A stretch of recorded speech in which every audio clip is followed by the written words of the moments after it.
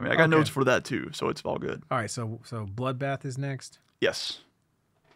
With the track Eaten. Yeah, dude, this is like I feel like this song is the inner Sandman of death metal. Okay, explain that, please. It's like, I want to know about this song.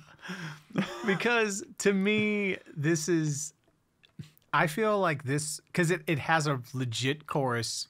It does. Yes, it does. It definitely does. And it's catchy. This is as close to. This is as digestible as death metal gets. That is the best possible way you could have described this song. while maintaining its essence.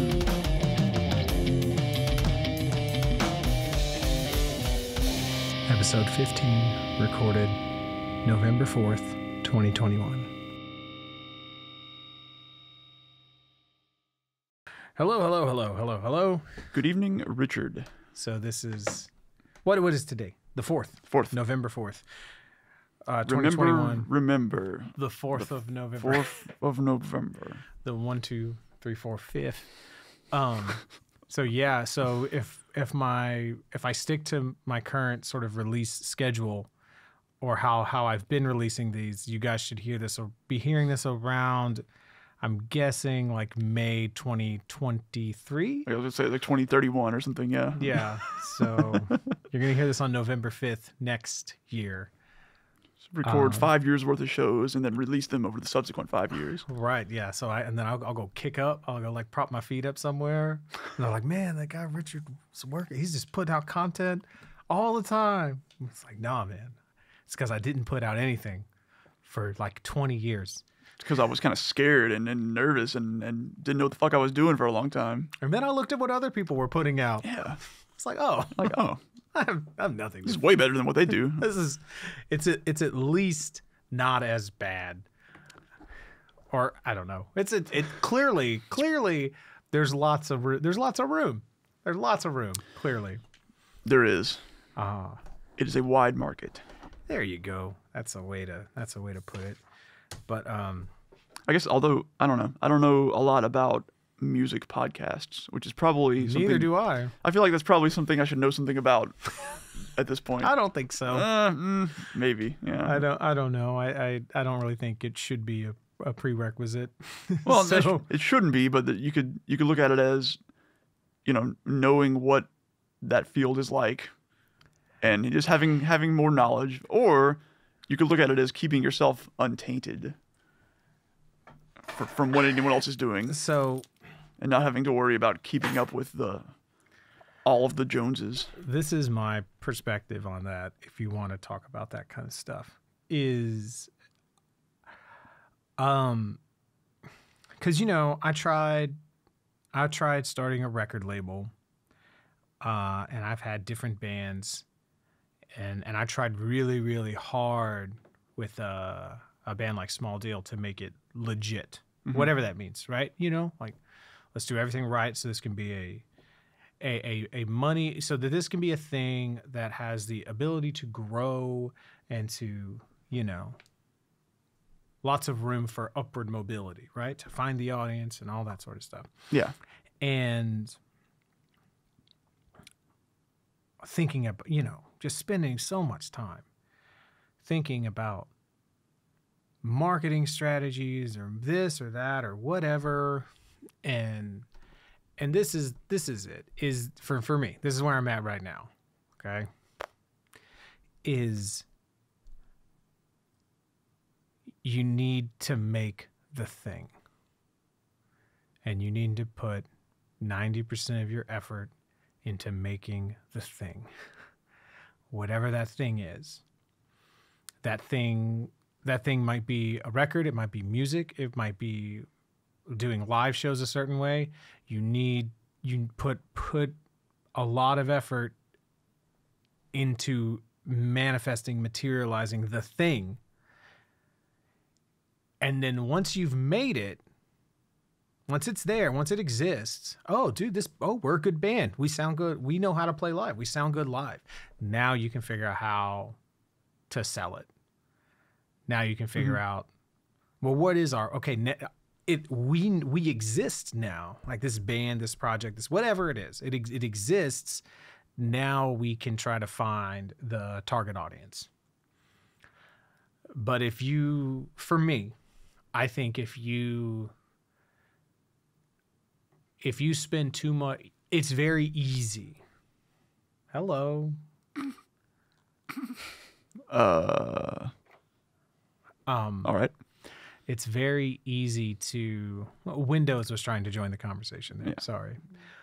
It's very easy to get lost down those rabbit holes, I think, as a distraction of, okay, well, I'm going to read all these music insider blogs, and I'm going to read about how to optimize streaming and how to get on playlists. And I'm going to, I think it's very easy to... It's because it's kind of tangible in a way. Like, oh, well, I'm going to read all these music business books, these 4 music business books. I'm going to read all of them. There's a start, there's a beginning, there's a middle, and an end.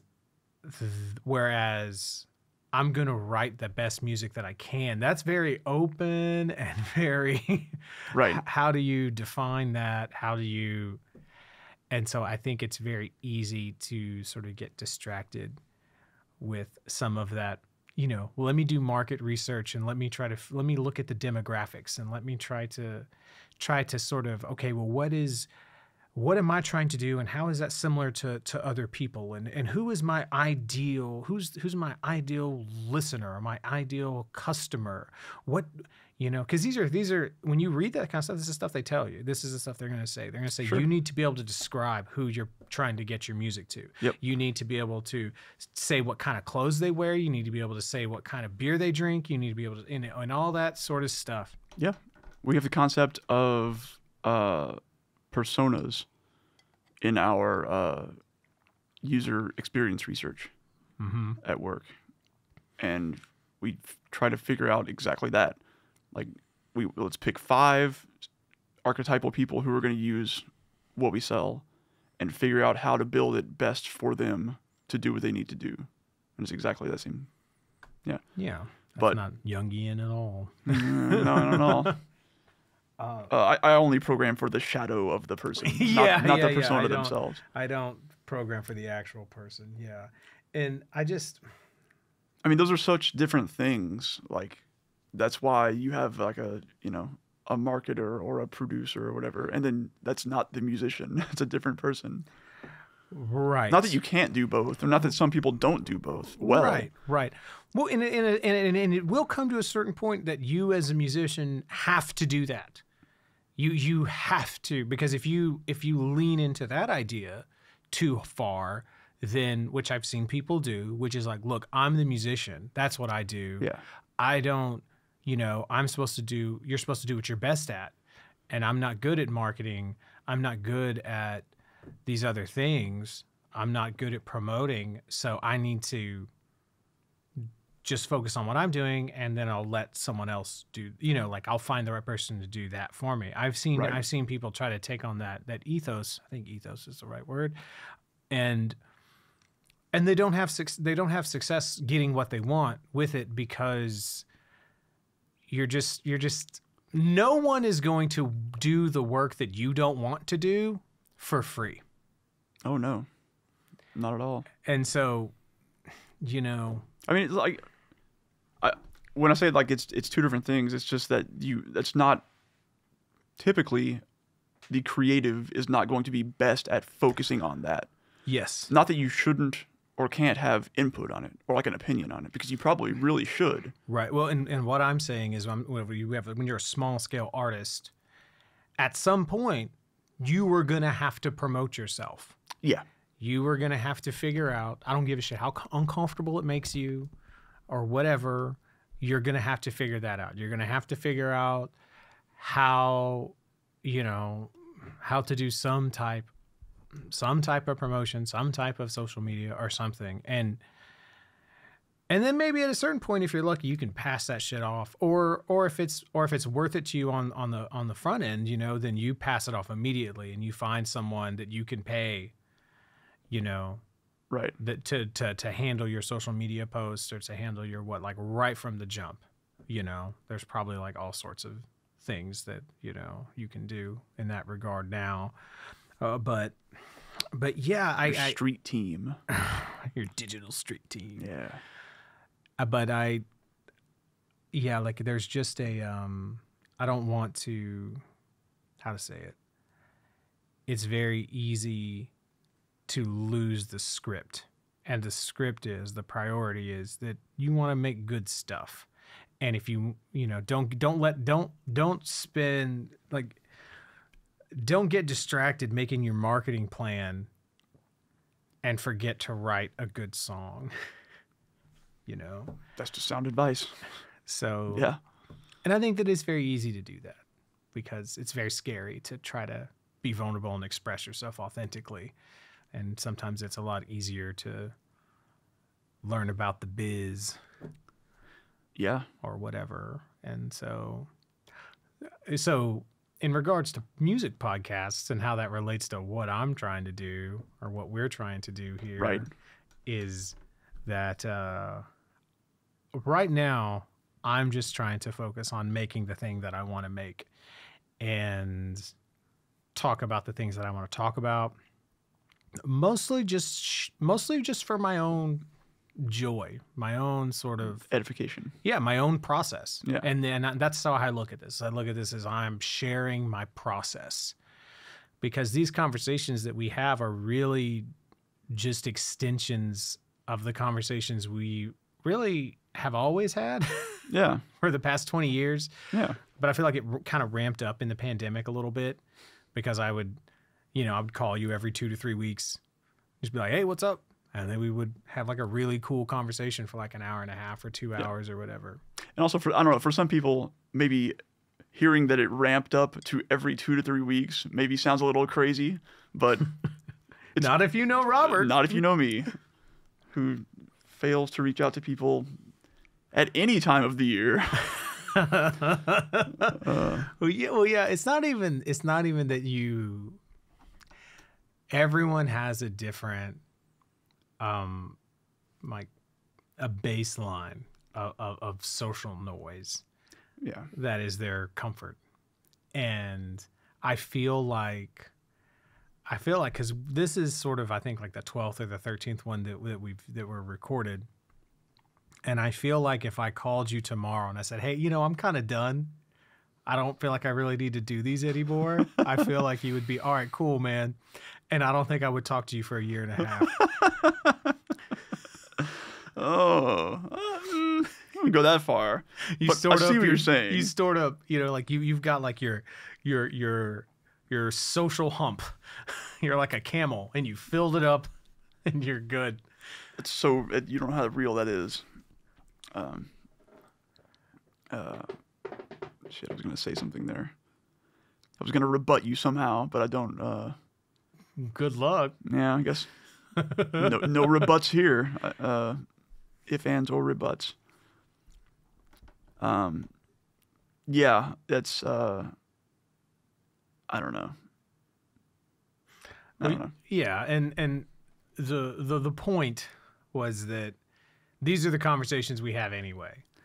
Yeah. That now we're just putting mics in front of it and recording it and putting it out and putting it out there and then maybe at some point whenever and really another reason I'm doing it in this way is I still don't really know what it is.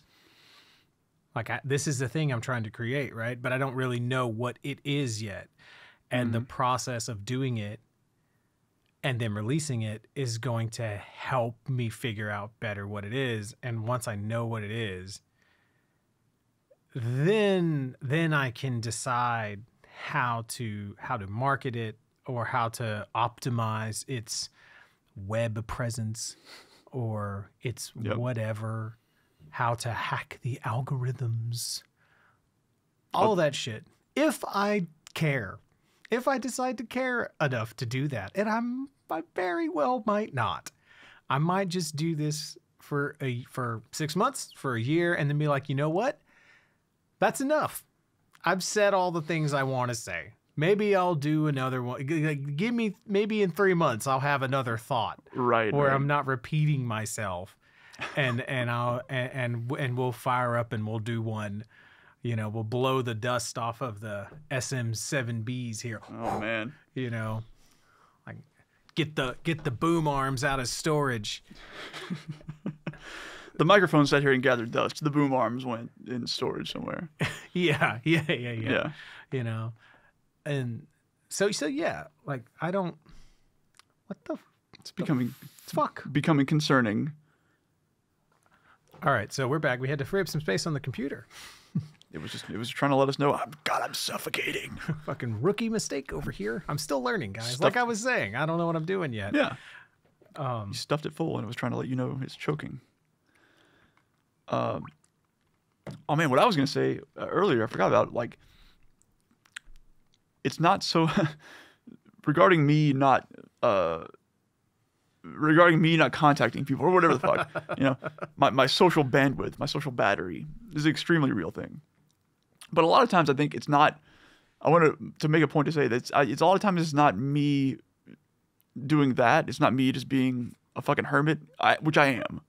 Granted, it is a lot of times it's me like I don't feel like I have anything absolutely vital to tell someone, and I don't want to bother them.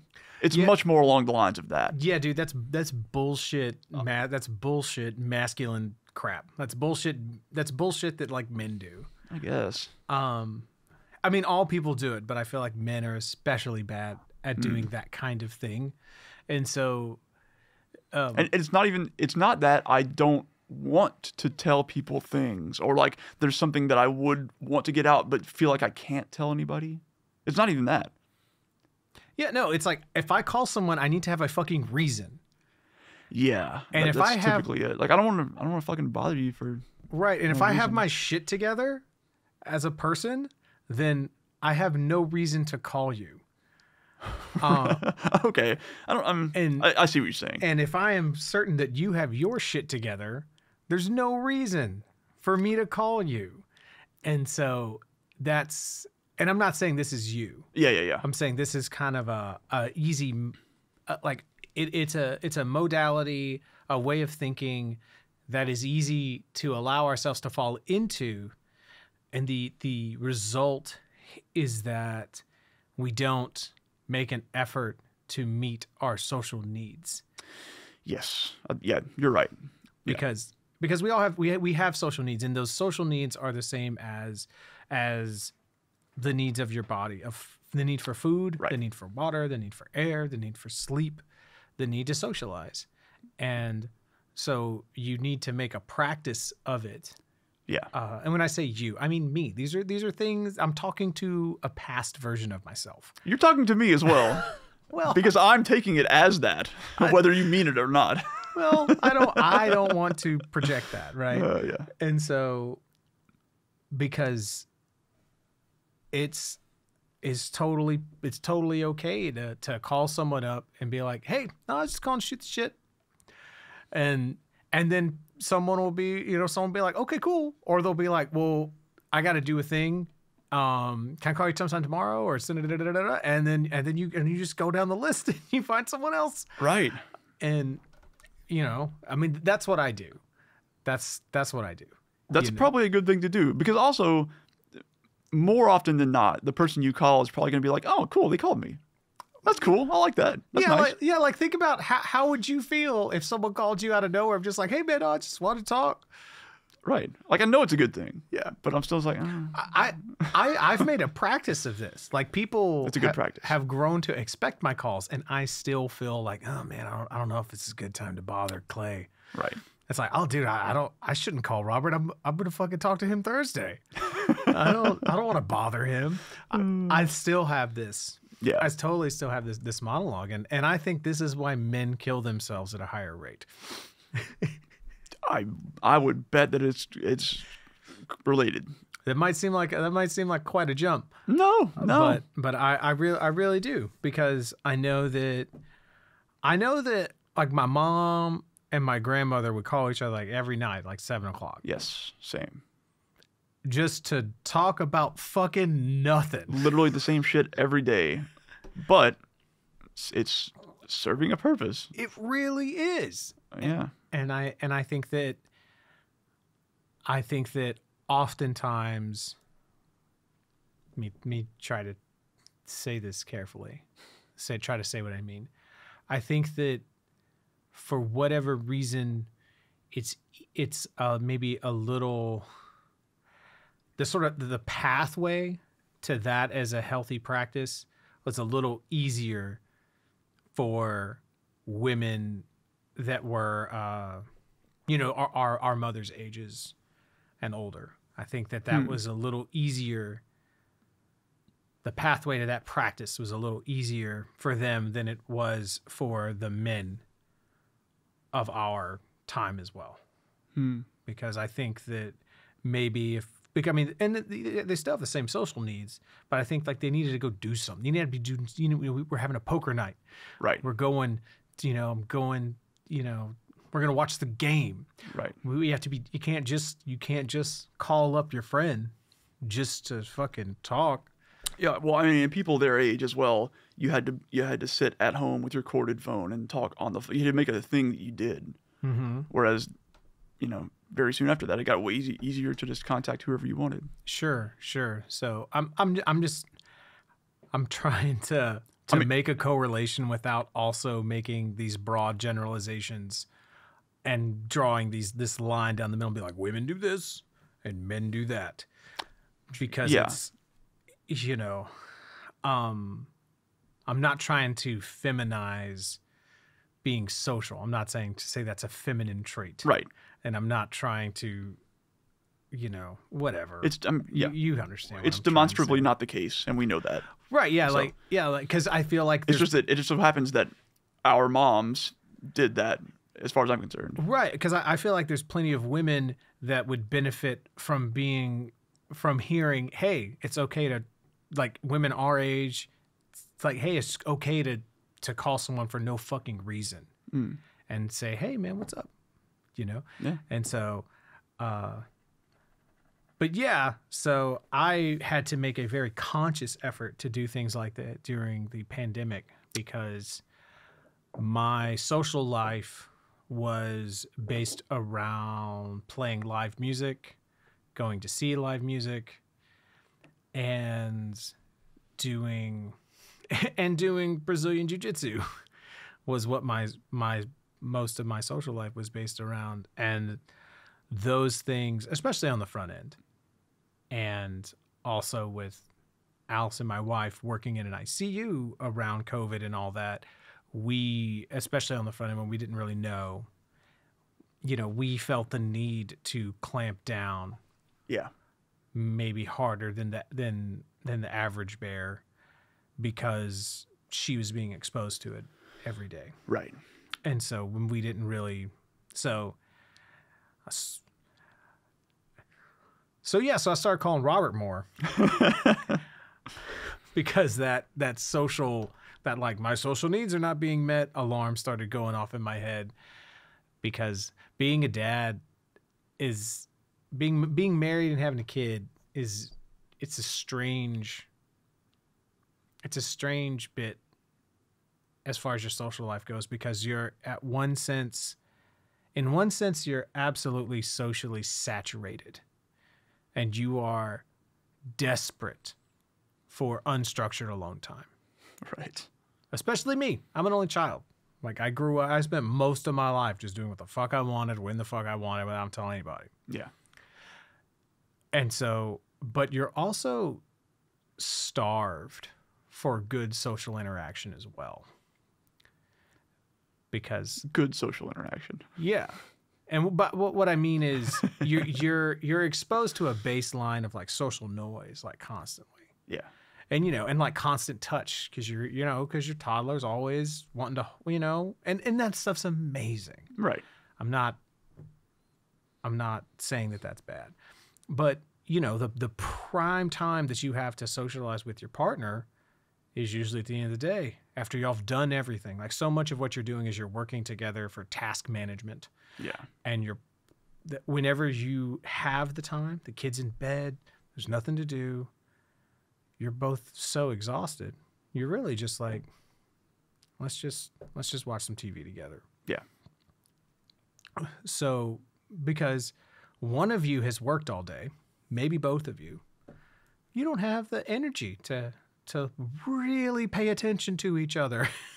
Right. And have an in-depth, socially enriching, I feel seen and heard. They feel seen and heard. So I had to get that in other places. And I would get that by like, calling friends. Yeah. Yeah. And going for walks, like some casual waves at a neighbor, and a good 1 hour conversation every 5 days on the phone. That was what I needed. That was enough. Yeah. So I think I'm a little more willing, maybe able actually, to withstand the lack of that over time. But also I think for me, I get it a lot through work. yeah, sure. Because I'm despite the fact that I do like a solitary thing, programming, I'm on a team and I'm in a department of like 50 people and I'm in a company of thousands of people, and Right. I'm constantly talking to people all day long. Right. Someone messages you, you need to answer. Yeah, And that's a confirmation of your own existence.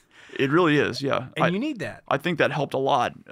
I realized that early on as well. It was like,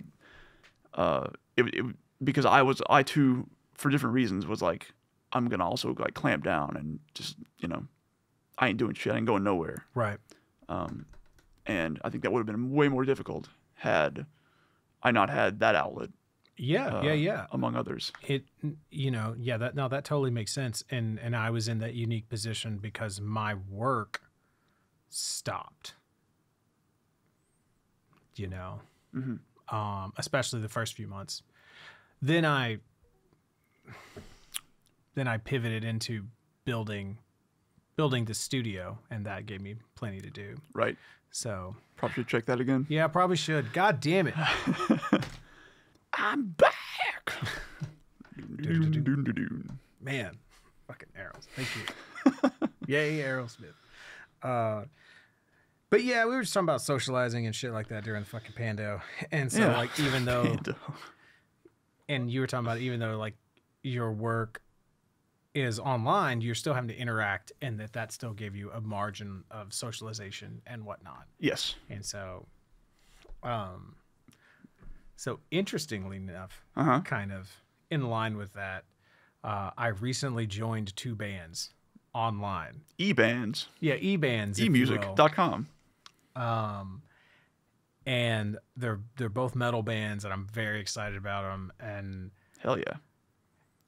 And I feel I have done more work with these bands in the past week and a half, and I've never met these dudes. I've never heard their voices. We haven't had a phone conversation. Whoa, yeah. Everything we've talked about has been through Discord.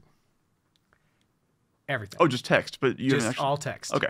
All text. So no voice calls, no nothing. Okay. Just the auditions, like they made like random posts on Reddit on like metal musicians. That was how you found them? Yep. Oh, wow. Or metal drums or whatever. We're looking for a drummer for our project, blah, blah, blah, blah, blah. And I was just like, let me slide in these DMs, man. Like, hey, I might be your guy. Da, da, da, da, da, da. You just chat for a little bit. And they're like, well, can we send you a song for you? I was like, send it my way. And wow. Then they sent me one. And then, well, there was one band they sent me 2, like right from the jump. And they were very structured. Like there was a page of notes in the Google Doc of what they wanted and how they wanted it and whatnot. And then the other band was just like, well, here, man, try this track. And then I sent it back, and they're like, holy shit. Well, oh, you can play drums. Wait. And I was like, yeah, man. So I'm down. Well, what's the next time? Like, well, we want to make sure that you can handle all of our material. So the other guitarist writes in a different tempo range. So can you do one of his songs? Like, yeah, sure, send it my way. And then like 2 days later, send it back, and they're like, okay, will you please be part of our band? And so smart move on their part. It's like it could have been a fluke. You never know. Oh yeah. See what happens. Yeah, sure. I mean, dude, as far as like metal drums, because it's there are some, that's kind of a thing. I mean, you played in a band with me for a long time. For the longest time, I was only I could play fast double bass, but really only kind of in the 190 to 210 range. Right. Oh, this song's at 180. Sorry, we're not playing it. We just have, or 170 or 160. Sorry, we have to play Raining Blood faster. I don't know what to tell you. And so we did. Yeah. That's just how it is. And so it's pretty smart on their part to. I mean, I get that because I can play a lot of songs on guitar, but if you said like, let's play this thing in E, I'm like, I don't fucking know what you mean by that. I mean, I know what you mean by that, but I don't know how to do that. Right. Yeah. So, but I feel so, just going back and forth in the Discord with the guys and that having some shit to do. Right. Man, I have felt so socially enriched the past few weeks. Oh man, that's awesome. Just because of that. Even aside from like, okay, cool, I'm doing this really cool thing. That's what I wanted to do. This is exactly what I want to be doing. And I sort of, one of the things I did at the beginning of the pandemic too, was I focused a lot of effort in, okay, well, I want to get my metal chops together. Right. And so working on a new technique for double bass, which we're going to end up talking about later in this episode, because I learned it from someone on this playlist. And Mr. Borgir. Not from him. No. Yeah. Mr. First name Dimmu, second name Borgir. Esquire. And so it's a really nice proof of principle that, okay, cool. I can actually, I can pull this technique off well enough to do these demos, to fool these guys into thinking, to trick them into thinking that I'm an actual musician or drummer. Yeah, no, it sounds fucking great. For sure. Well, man, let me hear it earlier. So I appreciate it. So it's but yeah, so I totally get what you're saying about the programming stuff, like, because it's, and dude, the workflow is so fucking cool. Yeah, because I don't have to sit across from somebody in a fucking room. Well, they're like, what do you think of this riff? Okay, well, what about if I do this? Well, can you do the first one again? I already forgot it. I identify with that and so hard. And I don't have to do that, Eddie. I don't have to deal with that. It's like, these guys are songwriters. Right. It's got to take like a special kind of musician to be able to pull that off. I think it's just people who are just into doing the work and just. I guess that's kind of what I mean. Yeah. Because typically you'll find people who are in bands just like because it's fun to be in a band or because they like to play some sorts of musics. I think also too is I think it's a little easier for some of it. It might just be. I think there are some people who were always really good at writing on the guitar by themselves.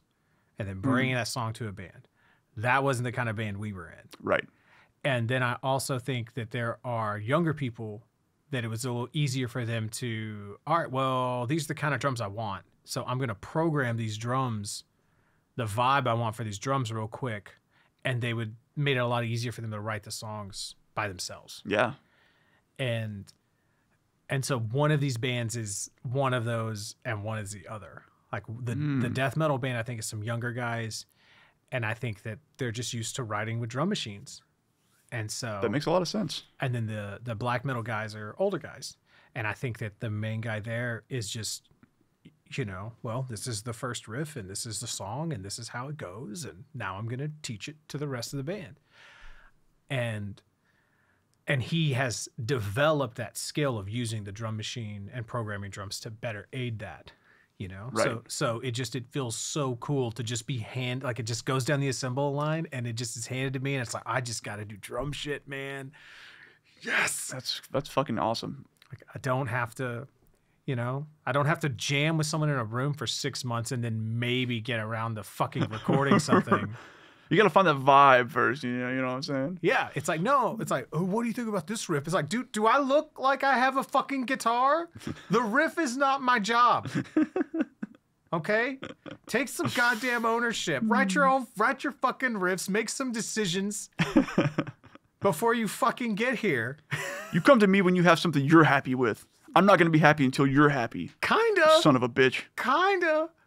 I don't want to like throw people under the bus, but man, I can't tell you how many fucking times that I wish someone would have just been like, "Hey, here's the song," Yeah. But yeah, it's fucking rad.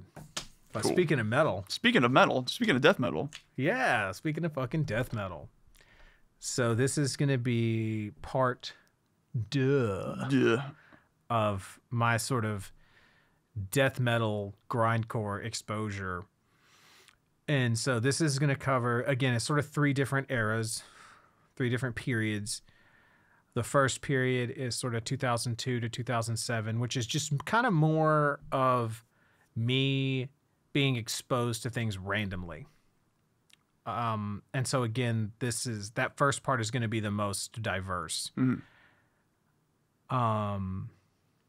Oh, there's a song that's on the list here that didn't make it onto the playlist, and I am so sorry. Oh, is there? Which one? Strapping Young Lad Force Fed. Do you know that one?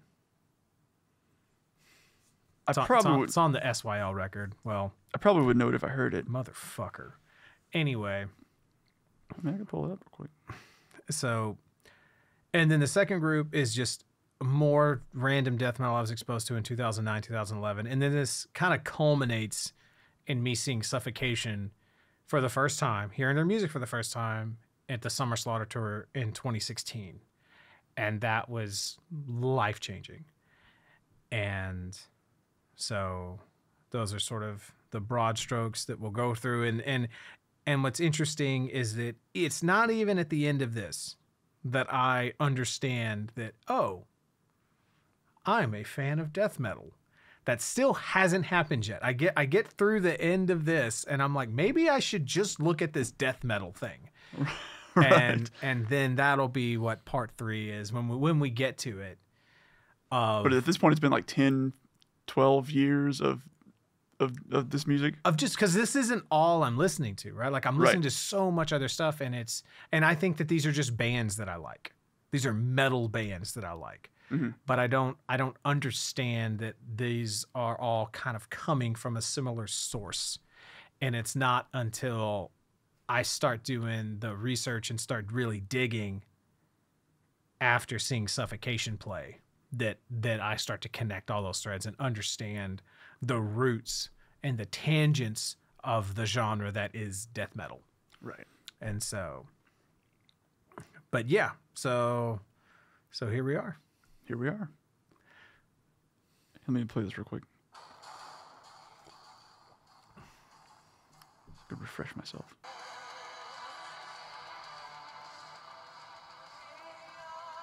Oh yeah, okay. So we'll talk about that one in a second. Okay. Cool. And I'll add to the playlist.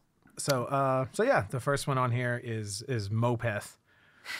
The last one on the first playlist was Opeth, and the first one on this one is Opeth, and it feels fitting to me. This was some Opeth ass Opeth. Yeah, the song's like fucking 13 minutes or some shit. It's leet, literally. It's 13 minutes and 37 seconds. So how'd this one hit you? This was some Opeth ass Opeth. Like, it was cool. It was I did make notes. I made notes about almost every song on here. Sick. With the exception of basically the last chunk. Simply because I listened to this all in one go. Oh man. And by that time I got to the Suffocation and I was like, that's not gonna work. I got nothing to say, but I listened to it all. I listened to it on the way over here too. Yeah, that's just to refresh. Yeah, that's some dense fucking music. It is. This is absolutely some Opeth. There's a really cool recurring rhythmic pattern towards like the second half of the song. I feel like there are so many bands that if all they did was write 13 minutes of music that was this good, you could hang it the fuck up. like call it in. Call it in. You're done. You did the Lord's work. It's over. Go home to Jesus. You may rest. And I mean, shit, dude. We made what with Carry Me Home. I mean, we made like 22 minutes worth of work, and we're like, it's good enough. It's done. We hung it up. That's only like 7 more minutes than this. Than this one track. So yeah, it's just so fucking good, and it's really difficult to play in 7 and stay in 7 and it sound fucking good, and they pull that off. Yeah, and it's just, it has all the elements. It is. I don't know if there's a more patient song that sounds less meandering. I got that. Yeah, I get that. Because it's like, no, man, it's like you listen to this song, like there's songs that are 4 minutes, and I'm like, dude, you could have cut that. Yeah. You could have cut that. That's whatever, man. This is 13 and a half minutes, and it feels every part is exactly as long as it's supposed to be. Right. They said like what they wanted to say with each part, and it did what it had to do. Every note feels necessary. Yeah. And fuck, man, what an achievement. Yeah. Like there's nothing, there are a few things that I enjoy more than like looking at a song. Well, I don't know. I guess it goes both ways. Because I enjoy looking at the time of a song. I don't know how long it is. I just listened to it and I really liked it. And then I look at the track list and it was like 8.5 minutes or some shit. Right. I'm like, where the fuck did that time go? Yeah. And so on the one hand, it's great. On the other hand, it's like, where'd it go? It went so fast. I wanted more of it. But like you said, like 3.5 minute song where I get halfway through it, I'm like, dude, just next. Right. Yeah. So like compare the experience of listening to this song to how we felt powering through some of those bad live songs. Oh yeah. Like the songs from Black Mountain section. I was like, yeah, I'll enough. I'll listen to. I'll keep going. I'll do it for the craft. Do it for the craft. Yeah. Do it for the pod. Yeah. Do it for the pod. And so, yeah, there's something else I want to mention that relates to this, but I'm gonna save it for when we get to something else a little further down. So, all right. So yeah, Opeth Deliverance. This was, and so I would have seen them live on this tour. What year was this? It came out. It came out at the end of 2002, and I was already a fan because I had gotten into Blackwater Park, and I think I might have seen them twice in 2003. So something like that. They played at Fitzgerald's, and then they also played at the Engine Room. Nice. And I saw both of those shows. So, but yeah, I have a very specific memory of playing them for you then. But I played you like the first track off of Blackwater Park. Uh-huh. And do you remember this at all? It was in it was in like my old bedroom, at my mom's house. I feel like we talked about this already, but go ahead. Okay. You basically were like, why the it's like, okay, well, this is death metal, I guess. And the Eagles? I think I like both of these things, but why would I like them together? Was sort of Oh boy. What a dumbass. That's what I remember your read on it being. And I was like, God damn it, can't I find some fucking friends to be into this music too? Fuck, shit. Why did I say the Eagles? It's a terrible comparison. Because it's like a classic rock. I guess, but I feel like I could make let's do it again now. I'll make a much better comparison. Okay. Yeah, that's what I'm saying. All right, slight tangent. Do you see a phone charger cord over there? Oh, is that what this is? Yeah. My phone with my notes on it's gonna die. We're very professional here. We can go over around. There we go. I think we've gone the worst possible way. Hang on, let me see. Okay.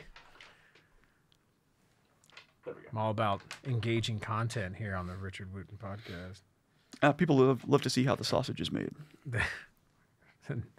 Sloppily. Yep. Mm-hmm.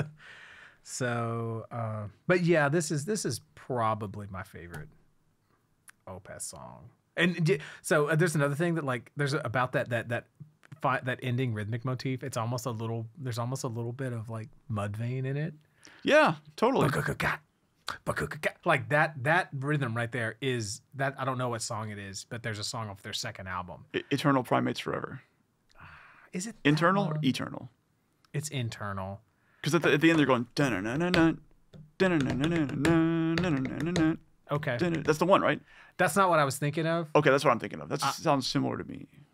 I'm not disagreeing with that. Okay. But there's a. I'm sure there's like 5 songs on that album that do similar things. There's a song on their second album, like No Forever, or no, that's on the first one also. But it's in that like. Yeah. It's that kind of. Okay. That kind of vibe. I can't believe I'm fucking doing this. Yeah. It's like. Nope. No.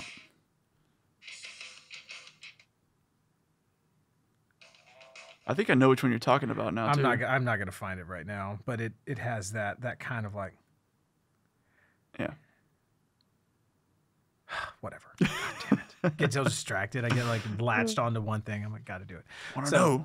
So yeah. But yeah, anyway, it's just a cool fucking song. So the next one is. If anyone finds that song, just drop it in the comments below. Yeah, drop in the comments below with an eggplant and whatever and some face paint. Upside down pineapple.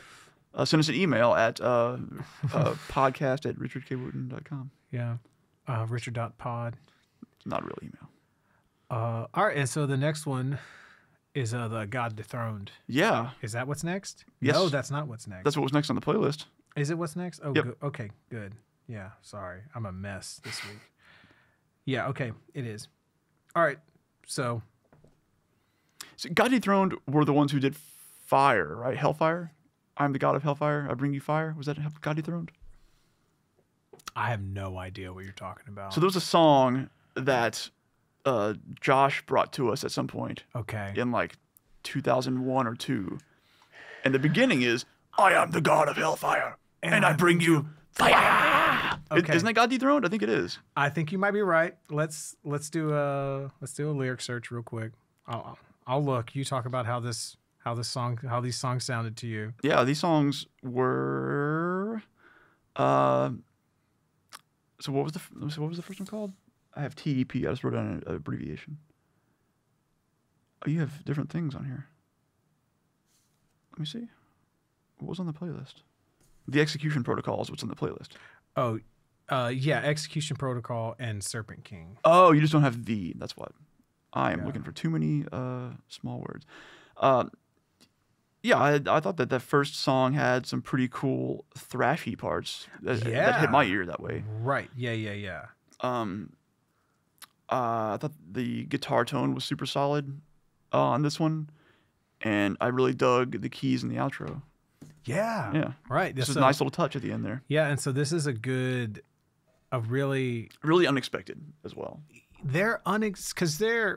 So technically, like the genre, so these subgenres that I listed here, these are the ones that are on like the Encyclopedia Metallum, or the Metal Archives website or whatever. I just go, I'm going to go with them, right?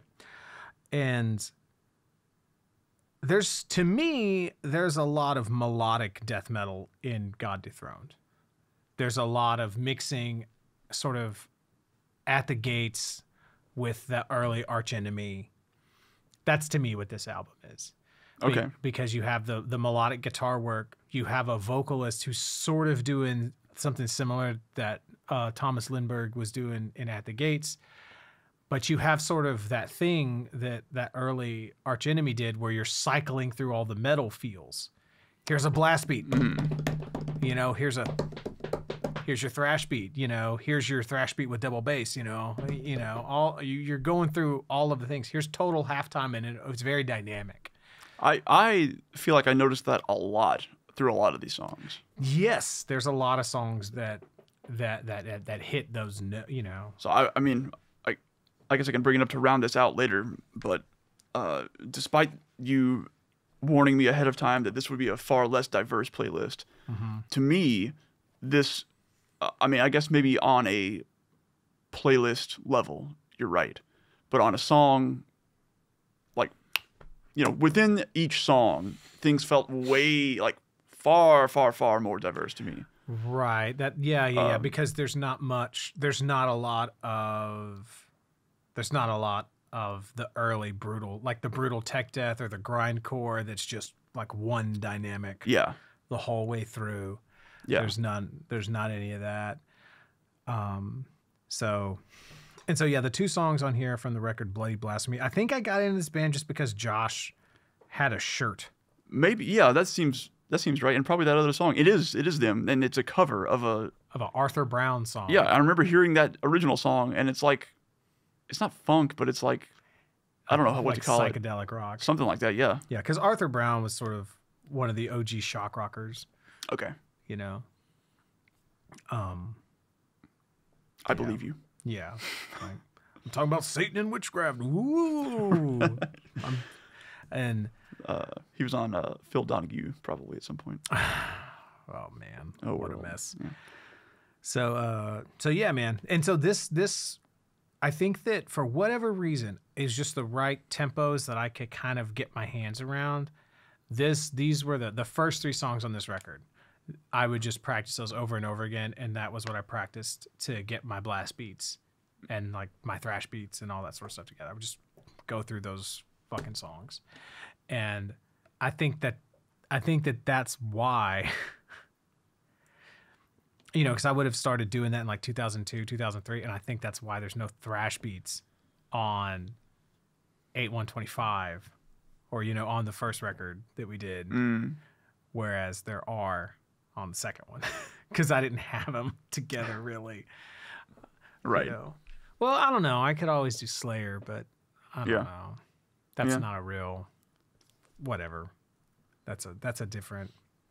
I don't know. I mean, that's thrash metal, but well, for sure. But Lombardo, I wasn't playing the thrash beats correctly back in the day. I guess it was very. It was very basic. It was very like just kick, snare. You know, I wasn't throwing in the.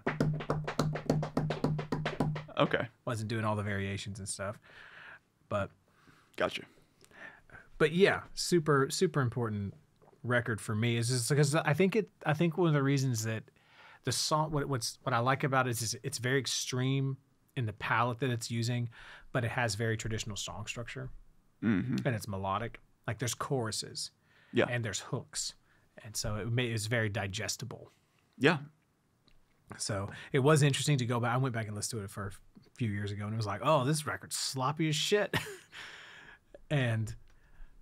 This was I don't think this was done to a click track. This is rough, and that is sort of a theme in the evolution of death metal specifically. Is now the standard is so fucking high. Yeah, and so when you go back to listen to some of the earlier stuff, you can fucking tell, and it makes it so apparent why, especially the drummers.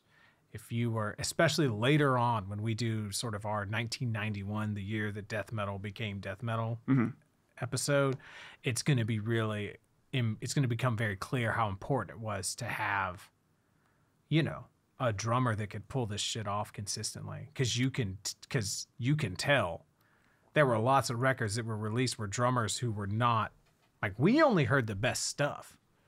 You know, we only heard Pete Sandoval and Morbid Angel, but there were other records where they weren't Pete.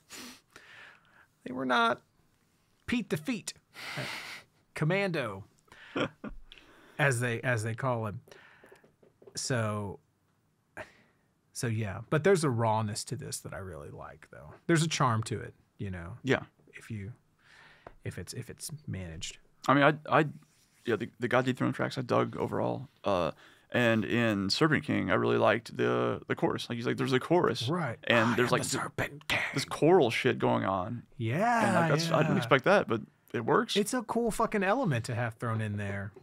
And so I botched up the playlist, and so there's a song. So next is that Strapping Young Lad song, the Force Fed. Yeah. So, I cycled through the SYO record, and this one is sort of the most blasty. It felt the most rooted in the death metal vocabulary to me, because you know, Gene's coming from that place. Jed and Byron are coming from that place. And even Devin, because Morbid Angel was a huge influence on him while writing City and kind of devising the template for Strapping and Glad anyway.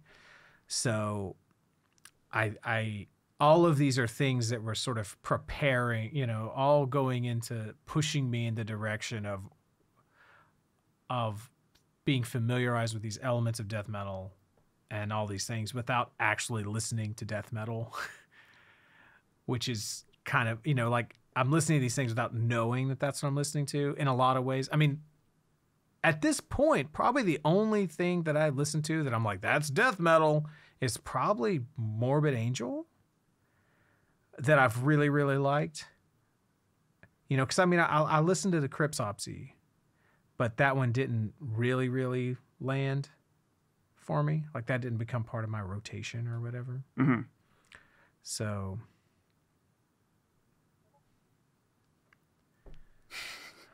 we're gonna let it ride. Yeah. But yeah, I'm losing my shit here, bro. Discord notifications. What a fucking shit show. Hopefully those don't play over the audio. No, they don't. Because whenever I hear that shit on anything I'm listening to, it freaks me the hell out. No, they don't.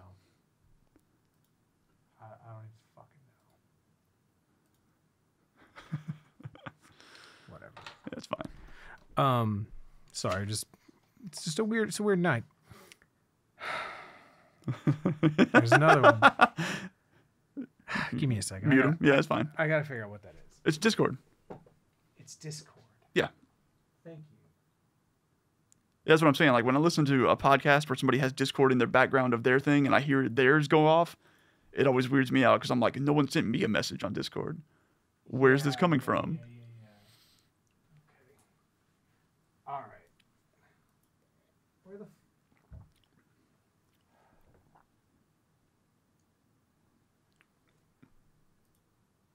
No one wants to. Fucking talk about one of those things.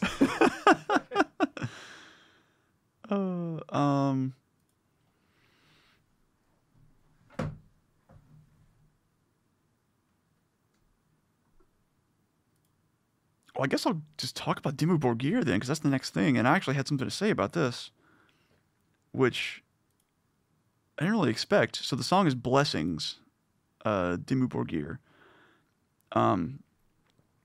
And this was another one, just like Serpent King, which was the last song on the playlist, that had some really cool choral shit going on in the chorus. And hey, another chorus, which is always cool. But I really like that. And this was the first few songs definitely had this too, but it struck me harder on this one for some reason that the production was really good. On this track. And just, you know, my notes literally are lots of interesting shit going on in here, just not the vocals. And just to be clear, my note specifically says, and just to be clear, I don't know what, if anything, I would rather him do vocally. Just not this. And that I feel like that reflects how I feel about a lot of the vocals on these playlists so far. They really just don't. I just don't get them, I guess. They just don't do it for me. Whether it's growling too low that I can't understand it, whether you're making out words or not, or screaming too high that it just doesn't. It makes me want to not care what you're doing anymore. I don't know. I suppose to some extent it's just another instrument in the band. And I understand that, but it just doesn't do anything for me. In fact, sometimes it actively like pushes me away a little bit. But otherwise, this song was fucking awesome. Oh yeah, musically it's fucking untouchable. Yeah, and totally. And of course, people would be like, "Well, this is definitely not death metal in any way. Why the fuck is this on here? Because it's black metal. And this is fucking Hot Topic, fucking black metal, bro. This out of here. It's poser black metal." Sounds pretty good to me. Yeah, fuck all that. But one of the things for me, I want to talk about that shit you talk about with vocals. Yeah, in a please. second, but because those are good insights. But the thing is that Nick fucking Barker was the gold standard on expressing the extreme metal vocabulary with clarity during this time. No one... And he was the drummer in Dimmu Borgir. the drummer, okay. He was the drummer in Cradle of Filth, the Cradle of Filth track that we heard last week. He was the drummer in the Lockup track that we heard. Right.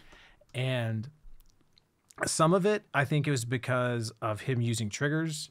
Because I think this whole kit was triggered. The drums on this album might have been recorded on an electronic kit. That might be why it sounds so, everything is so perfect. Yeah. Right? And so there's that aspect of it there. And so you're really hearing the clarity. Yeah. Of, because he's blasting.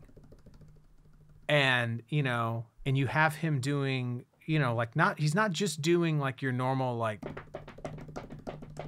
with the feet underneath. His feet are also part of the rhythmic conversation. Right? Like he's doing like Fear Factory patterns with his feet underneath the blast beat. Things like that. And it's just, if you did that now, people like, that's still hard now. Okay. So, and you could hear it. Like you know exactly what he's playing. Right. And that was just mind blowing at the time. It set the bar so high. And on top of it, he wasn't just executing these inhuman things. That motherfucker he writes amazing drum parts, and he has incredible fills, and he has incredible style that is unique to him and how he phrases things and all that sort of stuff. There are people, the dude in the death metal band, okay, the guitarist, he was the drummer. We're just talking shop or whatever. Guess who his favorite drummer is? Nick Barker. Okay, you know what I mean? I can't tell you how many random fucking people I run into, and they'll like, oh, my favorite metal drummer is Nick Barker. So, for those who fucking know, they know. Yeah. So that's a big aspect of it. Second thing, no one fucking does tempo changes better than fucking Dimmu Borgir in a song. No one. Because I've transcribed some of their stuff to learn it. Yeah. There will be 3 to 5 distinct tempo changes, and not like, we're going to go from our 16th notes to, no, not like we're going to cut the tempo in 2/3 so that our 16th notes become triplets kind of thing. Mm-hmm. Not that kind of tempo change. Like a tempo change that does not make sense. Right. And they do it, they do it so they do it in such a way that it feels like, well, yeah, man, of course you're supposed to play something for 100 BPMs and then jump to 160. What else would you do? How else could you play music besides jumping around these tempos? And that they do it everything with such precision, and it still works. Like it's not an organic tempo shift. Like that shit just changes. Right. But they just like click into it and it works every time. Right. And compositionally, it makes so much sense and works. But yeah, like, so what you were saying about like the vocals, right? Yes. I think it's really interesting how for different kinds of music, especially sort of fringe music or underground music or music that whose primary audience at one time or another is young people, the vocals are almost a barrier to entry. Yeah. The vocals are a stiff arm. Totally. That tell you, hey, motherfucker, if you can't get past this ain't for you. Stay the fuck home. Yeah. Because, I mean, even now, I mean, okay, think about this. Do you remember how much we hated the metalcore vocals and how much we hated all the whiny, Yeah. You gave my heart away. I'm making fun of As I Lay Dying right now. All that stuff, That shit's fine. Like there's nothing wrong with it. But at the time, Sure. like 20 years ago or 15 years ago or whatever, we hated it. The music was identical to to so much of the music that we played or liked. But the vocals and Yeah. you know, or you think about like people today with, you know, or I don't know if it's as much of a big deal now, but a few years ago everyone wanted to talk shit about mumble rap or whatever. Yeah, it still happens, I think. Yeah. And to me, I'm like, yeah, that is that, you know, those artists letting you know this ain't for you. Like take your dad rap and stay the fuck home. Right. This isn't for you, or whatever. Yeah. You know, There's all sorts of different examples of that happening. yeah. So I think that people's reaction to the vocals specifically is a very interesting feature of extreme music. Yeah. You know, because that's what people say all the time about metal, right? You know, Right. And it's just sort of like how, in a way, some of this stuff is the extreme version of that. It's like how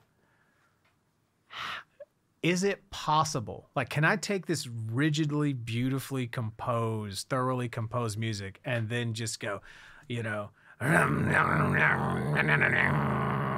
over the top of it? And if that can that make it bad enough that people turn it off?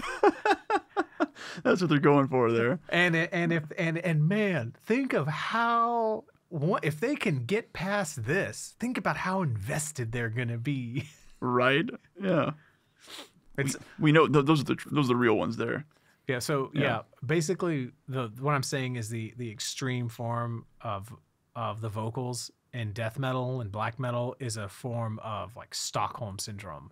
Is for the listener. Is that you get abused by it, and then you're like, hey man, this is actually what makes this special. It's this bizarre gatekeeping to begin with, but once you actually get inside the gate, you don't want to leave. Yeah. So, yeah, I'm not surprised at you, because to me that song's undeniable. Yeah. Um, Like I said, otherwise, it's fucking cool as shit.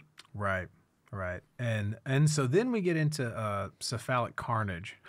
Oh, so Bloodbath was next on the playlist. Okay, But sorry. Either way. Sorry, this shit's all fucked up. I'm sorry. I'm ill prepared. I mean, I got Okay. notes for that too, so it's all good. All right, so Bloodbath is next. Yes. With the track Eaten. Yeah, dude, this is like I feel like this song So- is the inner Sandman of death metal. Okay, explain that, please. It's like I want to know about this song. because to me I feel like this because it has a legit chorus It does. Yes, it does. It definitely does. and it's catchy. It's this Uh-huh. is as digestible as death metal gets. That is the best possible way you could have described this song. while maintaining its essence. Yeah, okay, yeah. So much like Inner Sandman might be as digestible as metal gets while still Yeah. being metal. Yeah, yeah. So in that sense, Okay. Okay. So why'd you pick this song? Is it because of that reason? it's a fucking banger, man. I love this song. I love this chorus. Okay. I jam this in my head. Like, how do you not fucking like that? Oh. Suck my guts and eat my heart. But what's the line? Fuck, what did he say? It's want to love you because you're eaten, or something like that. I don't know. My only My wish, one desire is to make you eaten, or something like that, right? No. It's like my only wish, my one desire is to be eaten. Is to be eaten. Right, of course. Right. So they wrote this song because there was like some like tabloid article about some woman who had, or like had volunteered to be killed by like a serial killer kind of thing. It was like, yeah, you can eat me and my daughter. Okay. Like kind of thing. Okay. And so that's what the song's Of like course that based fucking happened. on. Of course that fucking happened. Now I don't remember the factual events on which the song is based, but Right. so So the only note that I had to make about I mean, what more can you say that? But the only note that I have is I didn't know Vor had a soundtrack. Vor. Do you know what Vor is? I don't know what Vor All right, is. people at home, I'm sure probably know what it is. Vor, VORE, is basically pornography of when your fetish is to be eaten, Oh, or to be like inside of someone somehow. so why do you know what that is, and why do you? 'Cause I'm on the internet. Why do you assume that other people? You're like, okay, well, I'm sure people listening will know what this People is, fucking know what this is. even though you don't, Richard. People know what this is. You're just not online enough. Okay. That's all. I'm online way too much. Okay. That's the actual thing. You're Okay. probably online the right amount. So, yeah, I thought that was fucking hilarious. But you describing the origins of the song makes way more sense in this context of like death metal. Sure. Like a death metal song. Of course they would fucking write a song about that. But to me, I'm just like, I can't believe that they wrote. I mean, this came out when, like, way long. 2003. Which anyway, I think. I'm sure such a fetish has been around for far longer than that. 2004. 2004. Yeah. So, oh, I see what happened. Okay, yeah. I like got the spreadsheet in order, and then I didn't change the order of the playlist. But the Got you. the songs are the same.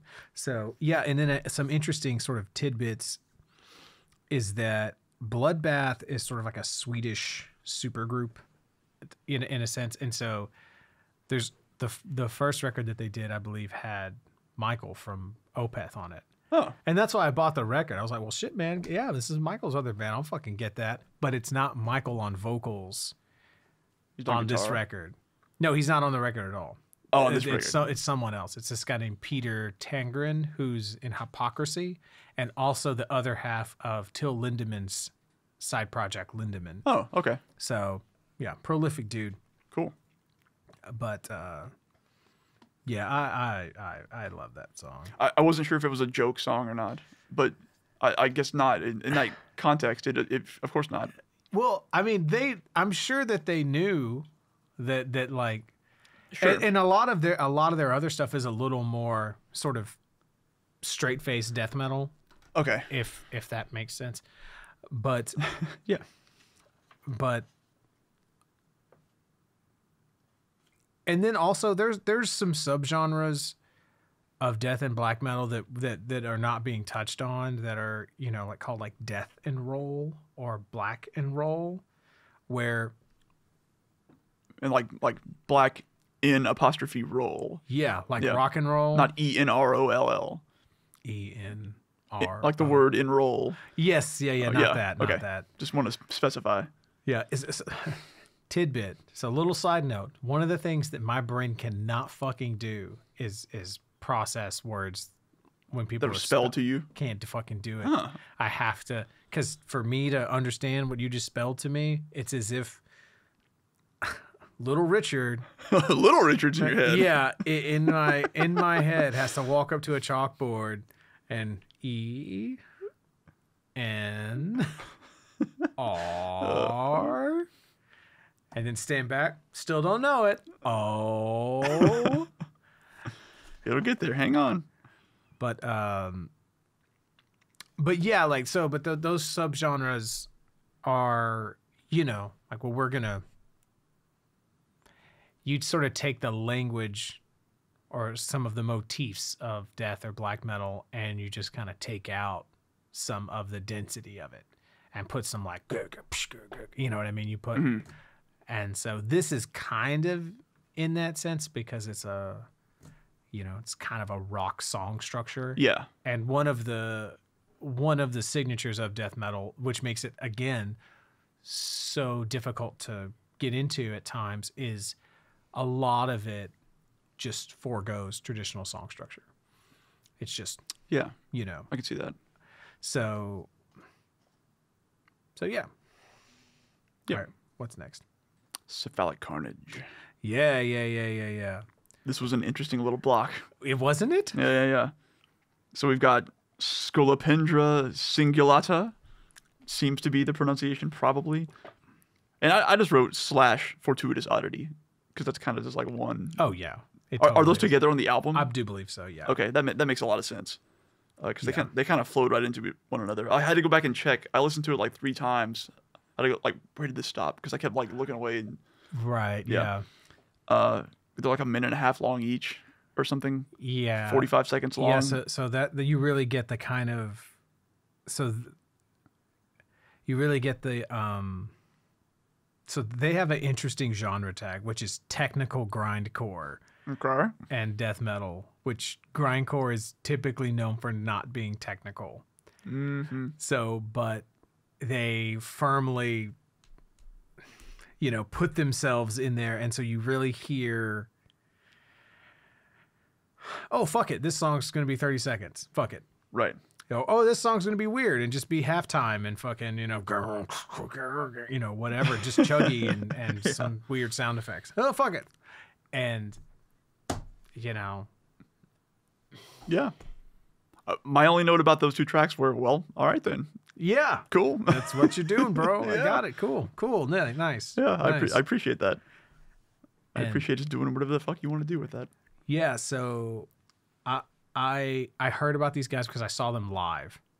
And they played at the Engine Room, and they opened for Killswitch Engage and Cradle of Filth in 2003. Both of those bands were on Ozfest. Right. And so it was like These were enormous at that time.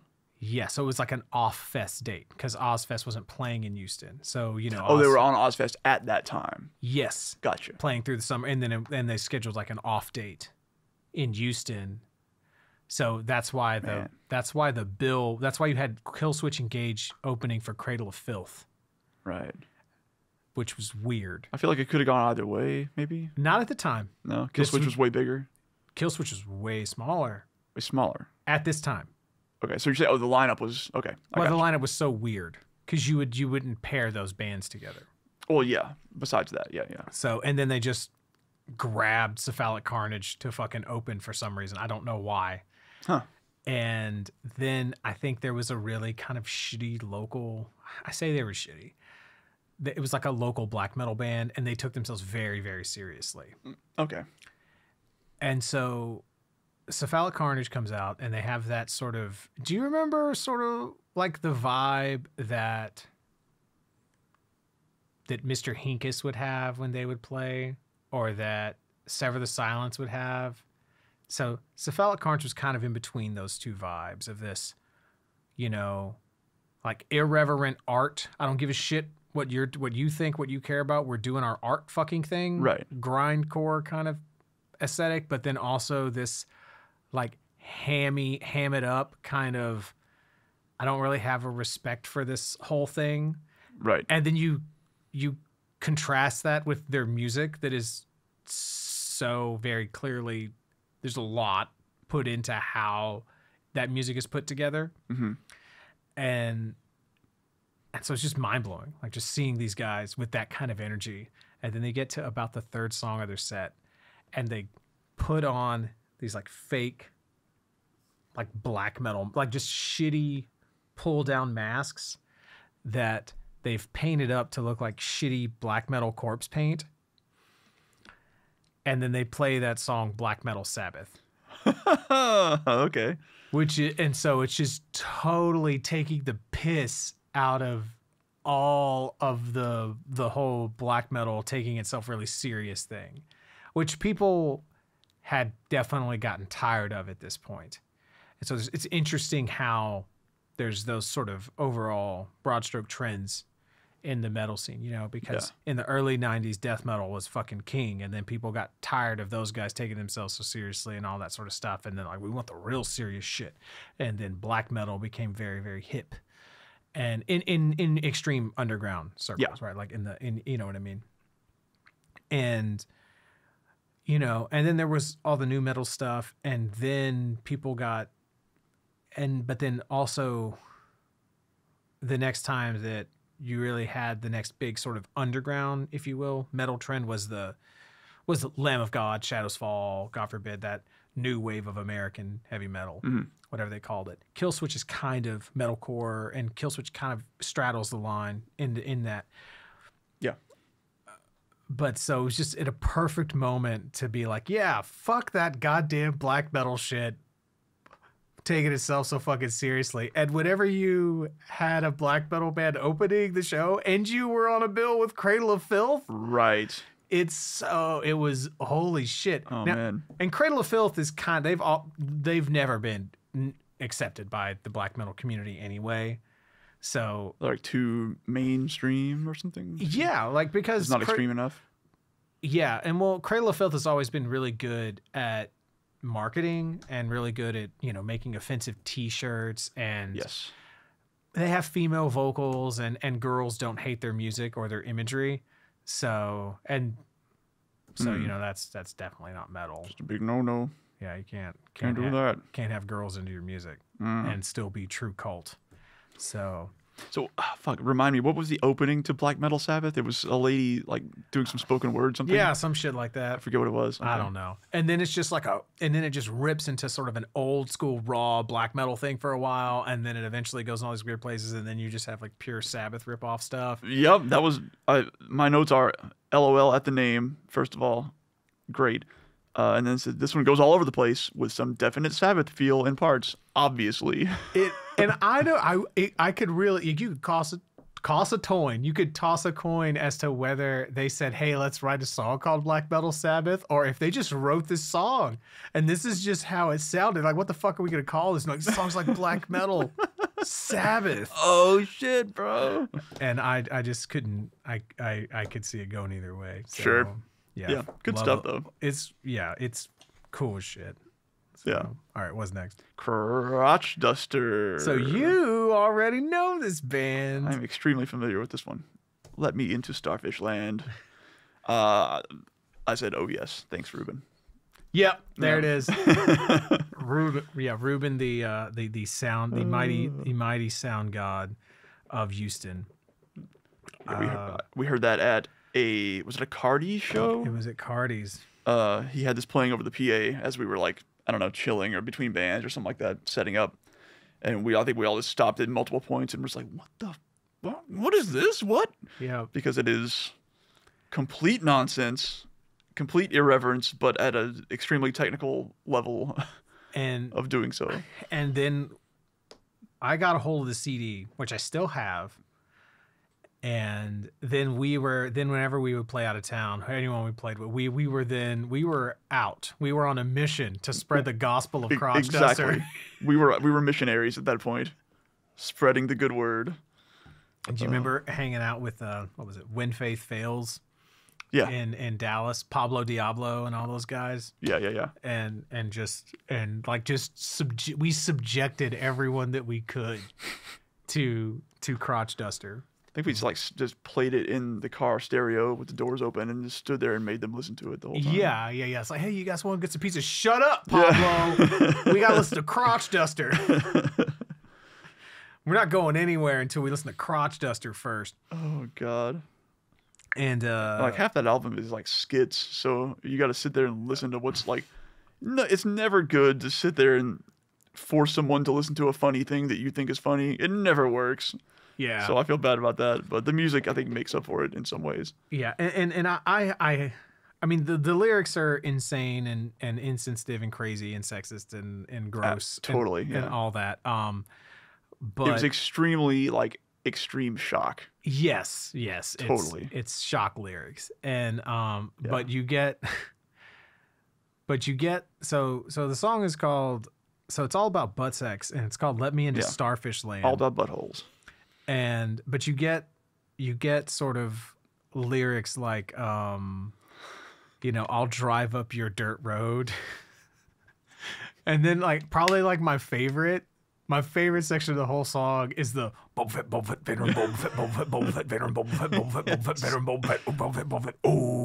that. Oh man, that's one of my favorite things. So yeah, that was fantastic. And so another thing about I think pretty much every song on this album is that each track is composed of like different sections, and most of those sections, if not every single one of them, is in the style of some band. A lot of it, or it's in a specific subgenre. Or that, yeah. Yeah. But there's like there's a Megadeth section that is specifically, obviously Megadeth. There's a Slayer section. Yes. There's all this other shit. Yes, it is high satire. Yes, it's very much satire, and but done very, very well. So good. It's so well put together. Yeah. And so interestingly enough, if you want to get a kick out of something, look up Jason Sukev's. That's the main guy. This is a side project. Go and look up that guy's production credits. Right. Because he is a next level fucking metal producer. Absolutely prolific. Like he's done a lot of the Black Dahlia murder records. He's done shit like Conquering Dystopia, Whitechapel. Just go look at it. Just go fucking look at it. So an absolutely prolific metal producer. Yeah. And speaking of producers, an interesting thing. So last week we talked about Frederick Nordstrom, who had done At the Gates and that Opeth record, and I think another one on that last playlist. So on this playlist, he engineered Deliverance. He produced the Dimmu Borgir track, and then he also produced. Oh, he also did the Arch Enemy from last week, and then he also did the Arch Enemy Down Below. And then this other cat, Jens Borgen, did he did Bloodbath and then also the Amon Amarth. So all these Swedish dudes, just, you know. But yeah, Frederick Nordstrom is probably, because this Dimmu Borgir record was another gold standard production wise. It's like, how the fuck do we sound like that? You know? And so sounds good, yeah. For a single producer to have multiple albums like that in their career, you know, that's doing something right. That's next level. So I mean, he's got those department stores, so he's got a That's how he keeps those things afloat. He had lots of capital. Yeah. To I figure he keeps those open by doing great records because nobody fucking shops there. Not anymore. Not anymore. It was a good pivot. It was a good pivot. Smart move, yeah. Yeah. 15 years ago. Mm-hmm. All right, what's next? Gojira. Yeah. Backbone. Yeah.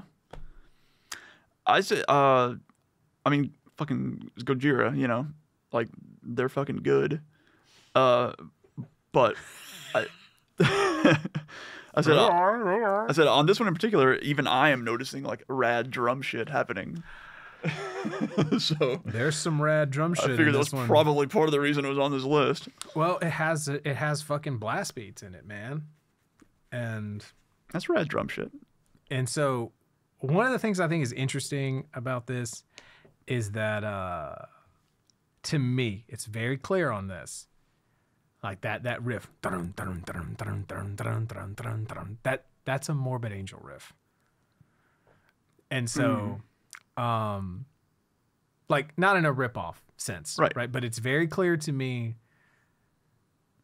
that like you didn't, like they tried to write a Morbid Angel riff or something. And like especially if you listen to the stuff, their first few records, you know what I mean, before they got here, like you do not get Gojira without Morbid Angel. You absolutely do not. And in so many ways, this is going to piss some people off. I don't care. I own every fucking Morbid Rangel Eckerd. Morbid Ranger. I own every single Morbid Angel LP. Okay, I have all of it on vinyl. Okay, I am a fucking fan. Don't at him. In many ways, early Gojira is just Morbid Angel with better songwriting, actual grooves, and consistent tempo. You can be mad at me if you want. I ain't gonna argue. But go back and listen to that. You know, if you go back and you listen to that track off of Gateways of Annihilation. Let me see if I can find it real quick. My playlist seems scrambled. Nothing is not. It was what was on there last time. On the last playlist. This one. Or those one of the ones. The Summoning. Oh, yeah, okay.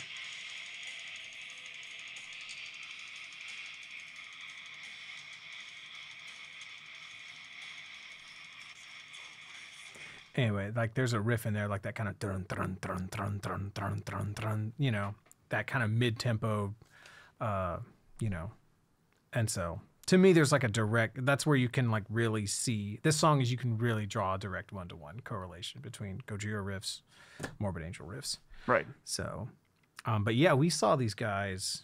The first time we heard these guys was together. Yeah. In 2007 was Gojira, Machine Head, Trivium, and Lamb of God. Right. We went up to Dallas to see that show. And it was, I'll tell you one thing, right from the jump, they have been one of the top tier fucking live bands. Because even then, even them just playing 30 minutes or whatever, it was like, oh my God. Yeah. It was startling how good they sounded live.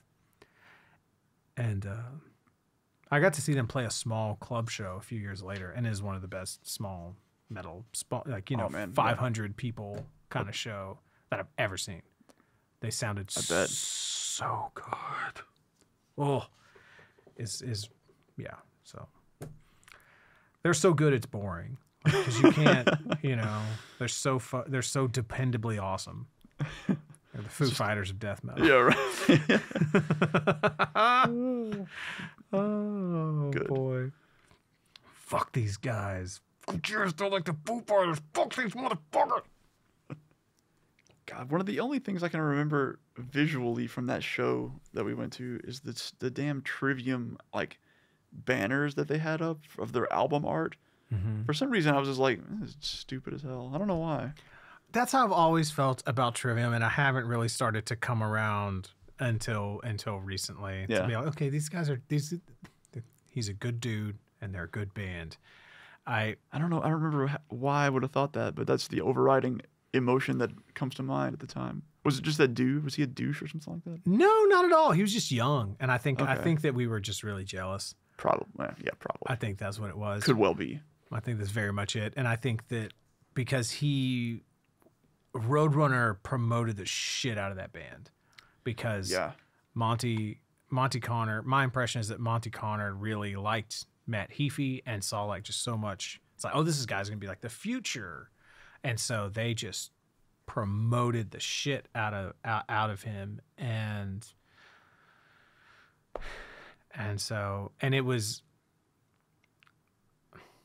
it just didn't hit me at the time the right way. Yeah. But that doesn't mean it wasn't good.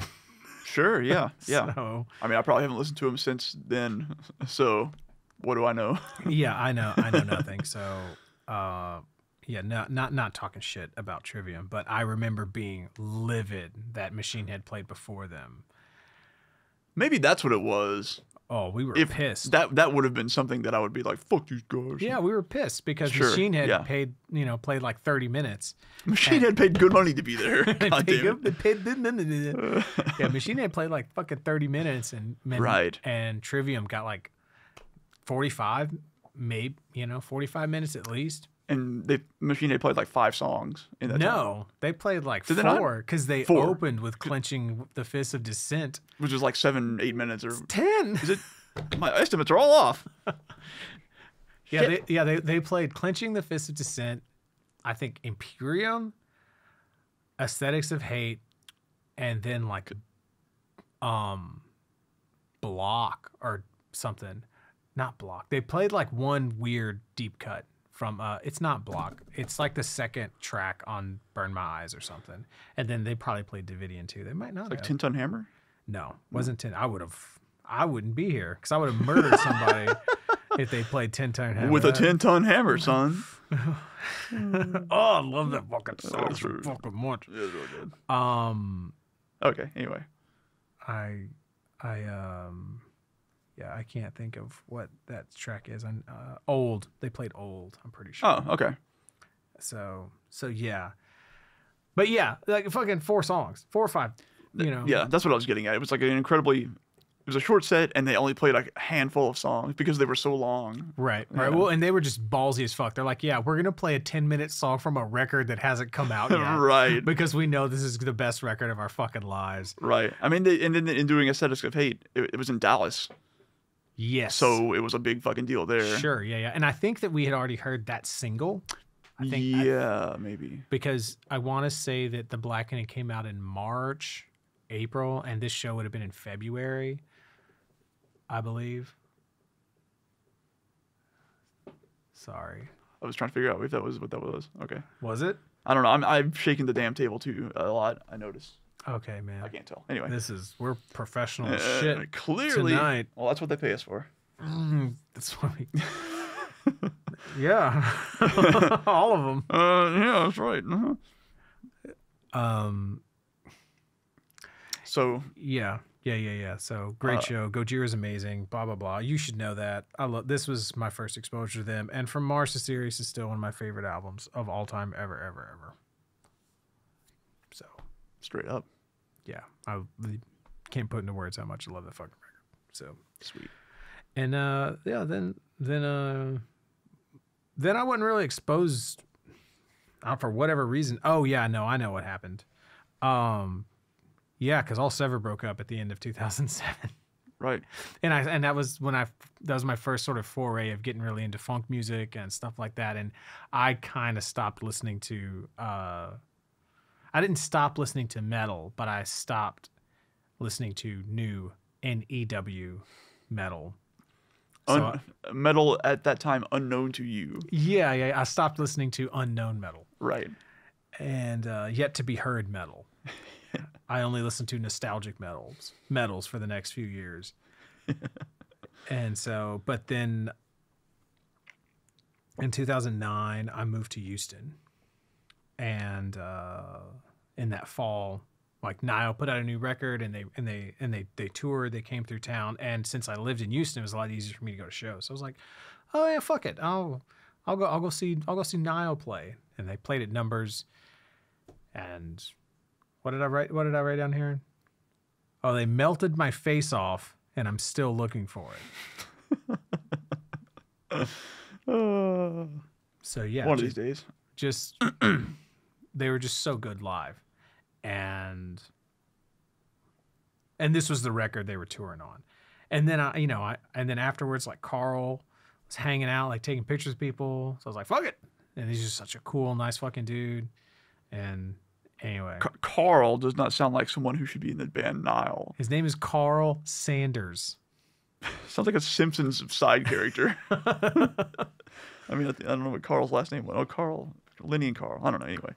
Yeah, so I put the song. So this is the album. It's from the album "Those Whom the Gods Detest." And this is Utterances of the Crawling Dead, and I put this song on here. There was a different one that was going to be on here. I was going to put Kafir on here, but it's a little more frantic. It's great. It's an incredible song, but it's a little more frantic. And I was like, you know what? I'm going to put one of the mid-tempo burners on here. Okay. For Robert. You did me a fucking solid because I loved the song. Yes. Yeah. I was like some real good stuff on this one. Solid riffs. Yeah. This is fucking awesome. This was very, I mean, I guess to your point there, very unlike the one on the previous playlist. Right. In a lot of ways. Right. And so like it seemed like Niles sort of seems to have like three types of songs. They have like sort of the really like kind of frantic, lots of tempo changes, stuff's all over the place. Yeah. They got much better at those than that very first record. Mm-hmm. You know, especially once they got George Coleus on the drums, because it's just the highest expression of that style when you have him playing the drums. And then they have sort of these slower kind of and a lot of their songs have like a slower, dirgy kind of section. This one has one in the middle. And then they have kind of these like mid-tempo where the tempo's mostly consistent and just, and they're just going to sit there and just make you fucking eat it, for like 4 minutes. And anyway, I love this band. This is one of my favorite bands. I can't fucking get enough of them. And so nice. But I'm glad you liked this song. I knew that there would be something. I knew that I knew that if you heard this kind of Nile song, that you'd be like, oh, okay. Sure. Yeah. I get why. I get a sense of how much meat there is on the bone, so to speak, of the depth. Yeah. Of it, right? And I think that's actually I mean, I'll bring this up at the end here after we talk about these other songs, but I think that's a theme for this playlist. Despite, again, you saying that it would be less diverse. Mm-hmm. I feel like for various reasons, I was able to get a lot more out of these songs. Yeah. Interesting. Yeah. So, and like the thing too, I mean, I could very easily do a whole episode just talking about Nile, but one of the things I want to throw out there really quick about them is that that's different about them that isn't present in a lot of death metal is that to me, there's very much a psychedelic element to their music. And they're one of the only death metal bands that you can go and see live and they can play for an hour and 10 minutes and it feels like a dynamic journey. It's really difficult to sort of hold the attention and to, for an hour and 10 minutes with this style of music. Right. And they do it amazingly well. And there's always this touch, this like, it feels like this, and I actually had a chance to ask Carl about this at a show, I guess in 2019 or something. But I was like, anyway, I was shooting the shit with him after the show. And I mentioned that. And I was like, I don't know how the fuck you pull off. I had a few. And I was like, I don't know how the fuck you fucking yeah, Carl. Kinda. I was like, I don't know how the fuck you pull off psychedelic death metal. But every fucking time I see you guys play live, it takes me on this. There's this weird journey I feel like there's a journey you're taking me on that I don't know about. And he, and he was like, that's on purpose. Like, just like look me in the eye. And he was like, yeah, that's what we're meaning to do. Sweet. And he's like, there's ways to do it. And he talked about, having these little threads that sort of run through. And that is sort of the game with a lot of this music is on the surface, it's pure cacophony and chaos. Right. But there's still motif and theme and threads and ways that you tie all this complex music together. For sure. And then we talked about funk and soul music for like 5 or 10 minutes. Cool. Whatever. Why wouldn't I be drunk talking about funk music to Carl fucking Sanders?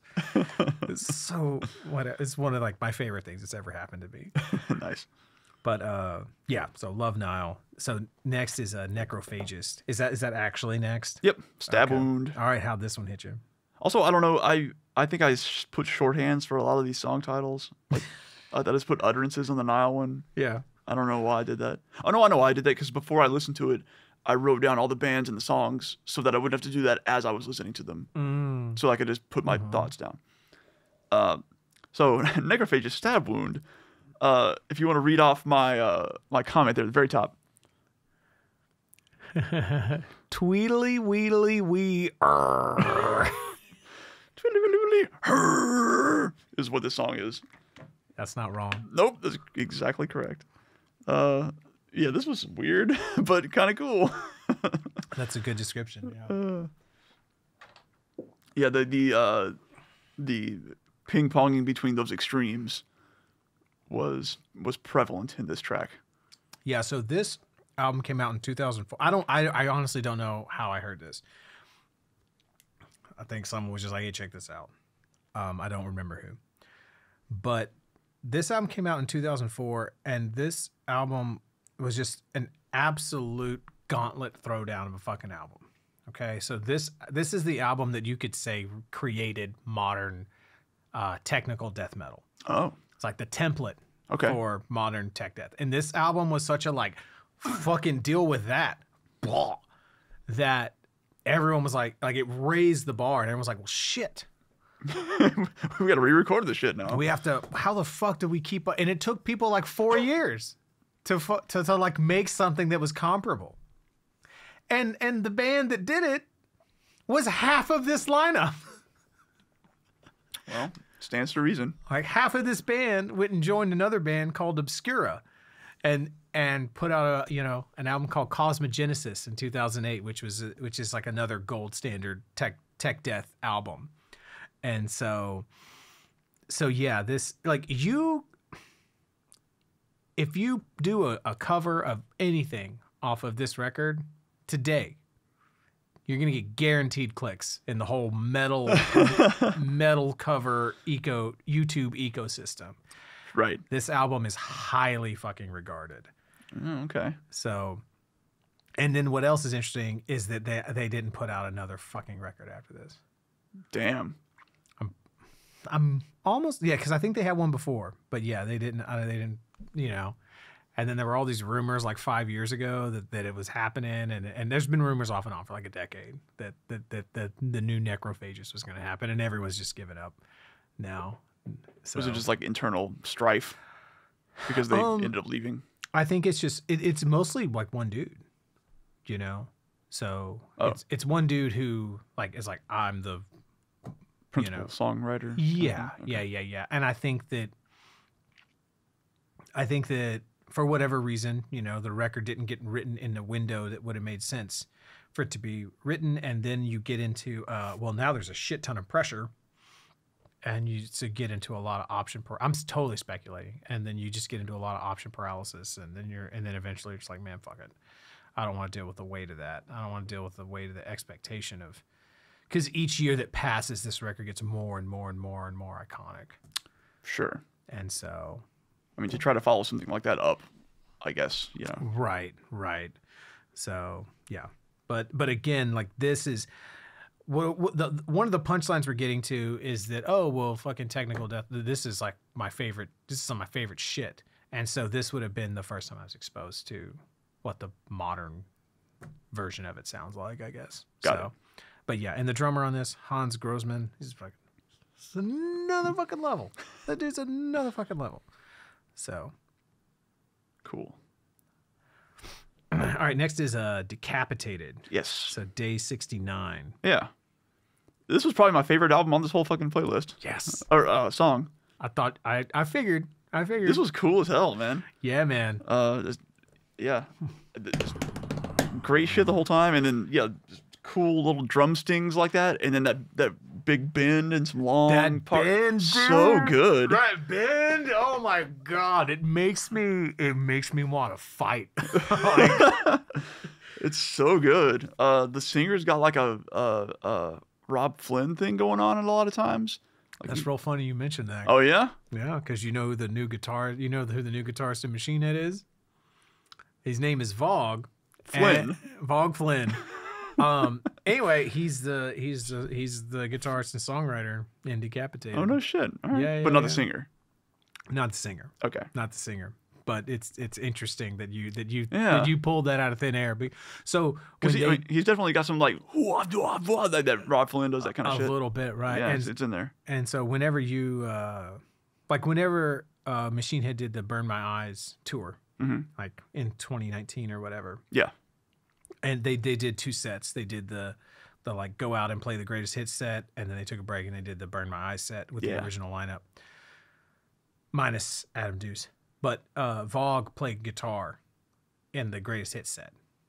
Okay. So he's like the new Machine Head guitarist. Cool. So yeah, man. So yeah, Decapitated, incredible fucking band. Those first 4 records are just amazing death metal. And then the drummer fucking died. Oh man. And it's actually Vogue's brother. Oh. He died in like a van accident, I believe. Fuck. Yeah, like not too long after this record came out, like while they were touring for this record. It was fucking devastating. Dude. And then they came back several years later, and their style kind of pivoted a little bit with a few more sort of groove metal elements put into it. Yeah. And then they were and then they were held in jail in the States for several months over some alleged sexual misconduct charges. Like a girl accused them of like raping her on their bus, and they got fucking thrown in jail. Shit. And like just kept in jail for several months, and then all the charges ended up getting dropped and whatnot. The band's had a crazy fucking story. Where are they from? Poland. Okay. Is it Poland? Oh shit. Oh. I'm pretty Unprepared. sure. Did I write it down? Yeah, I wrote it down. Yeah, fucking Poland.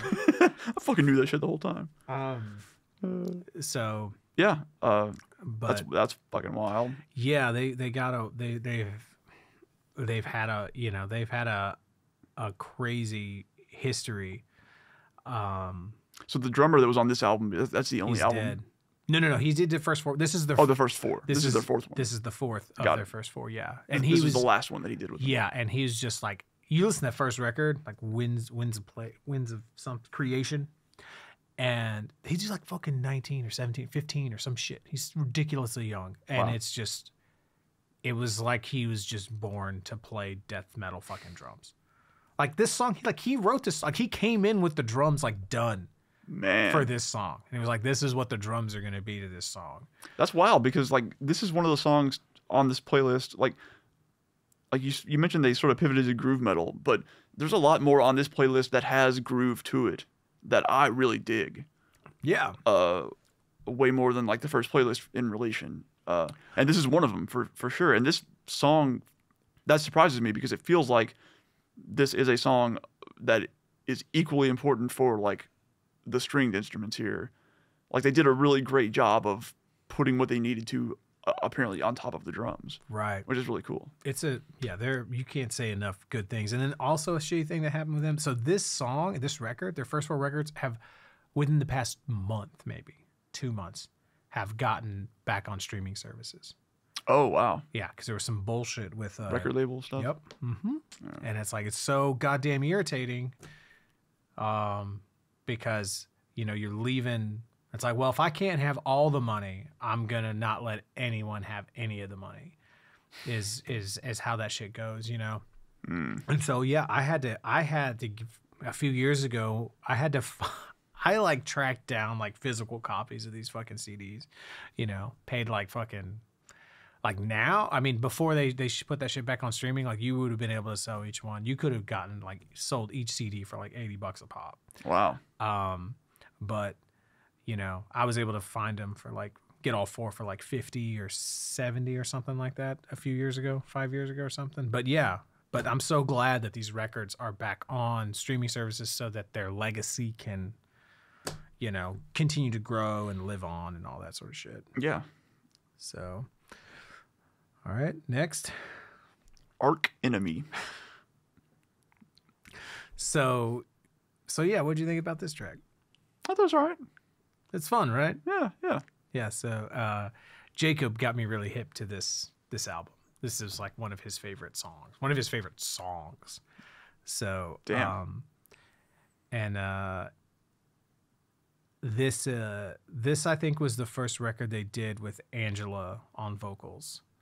So yeah. So it was a woman singing on this track, and so you start, and again, if you like that sound, if you like that melodic death metal sound, yeah, it's you can't really get too much better than this. Right.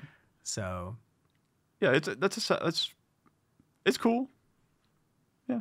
Yeah. It's not something I'd probably go out of my way to listen to, but like it's cool. Yeah. It's I sound like I'm talking shit on it. Yeah, it's fucking great. I don't know what else to say. But yeah. And what's interesting too, I think, is that record is a little older than the ones it's around, because that record came out in 2001. So that means that Mr. Frederick was real busy in 2001, because he was doing Dimmu, he was doing this, he was just, jeez, yeah, fucking. And so, but I think that would have been one of my first exposures to modern Arch Enemy, because It's such a like it's a life. It's like a parallel life not lived, because I didn't get Stigmata, the record that Beast of Man that is on. I didn't get it in the mail. When I did my mail order to Century Media, they just didn't send me my Arch Enemy CD. So I was like, well, shit, I guess I'm not an Arch Enemy fan. Missed that boat. And so then later on, when Jacob's like, hey, man, do you know Arch Enemy? And I'm like, I don't fucking know Arch Enemy. I don't know those guys. No, they didn't let me know them. Arch Enemy's dead to me. So, and then we got an Amon Amarth track. Just a rando Amon Amarth track that I really like. Yeah. With Odin on our side. It's fine too. Yeah, it's all right. I was not expecting you to lean into, of these 5 right here.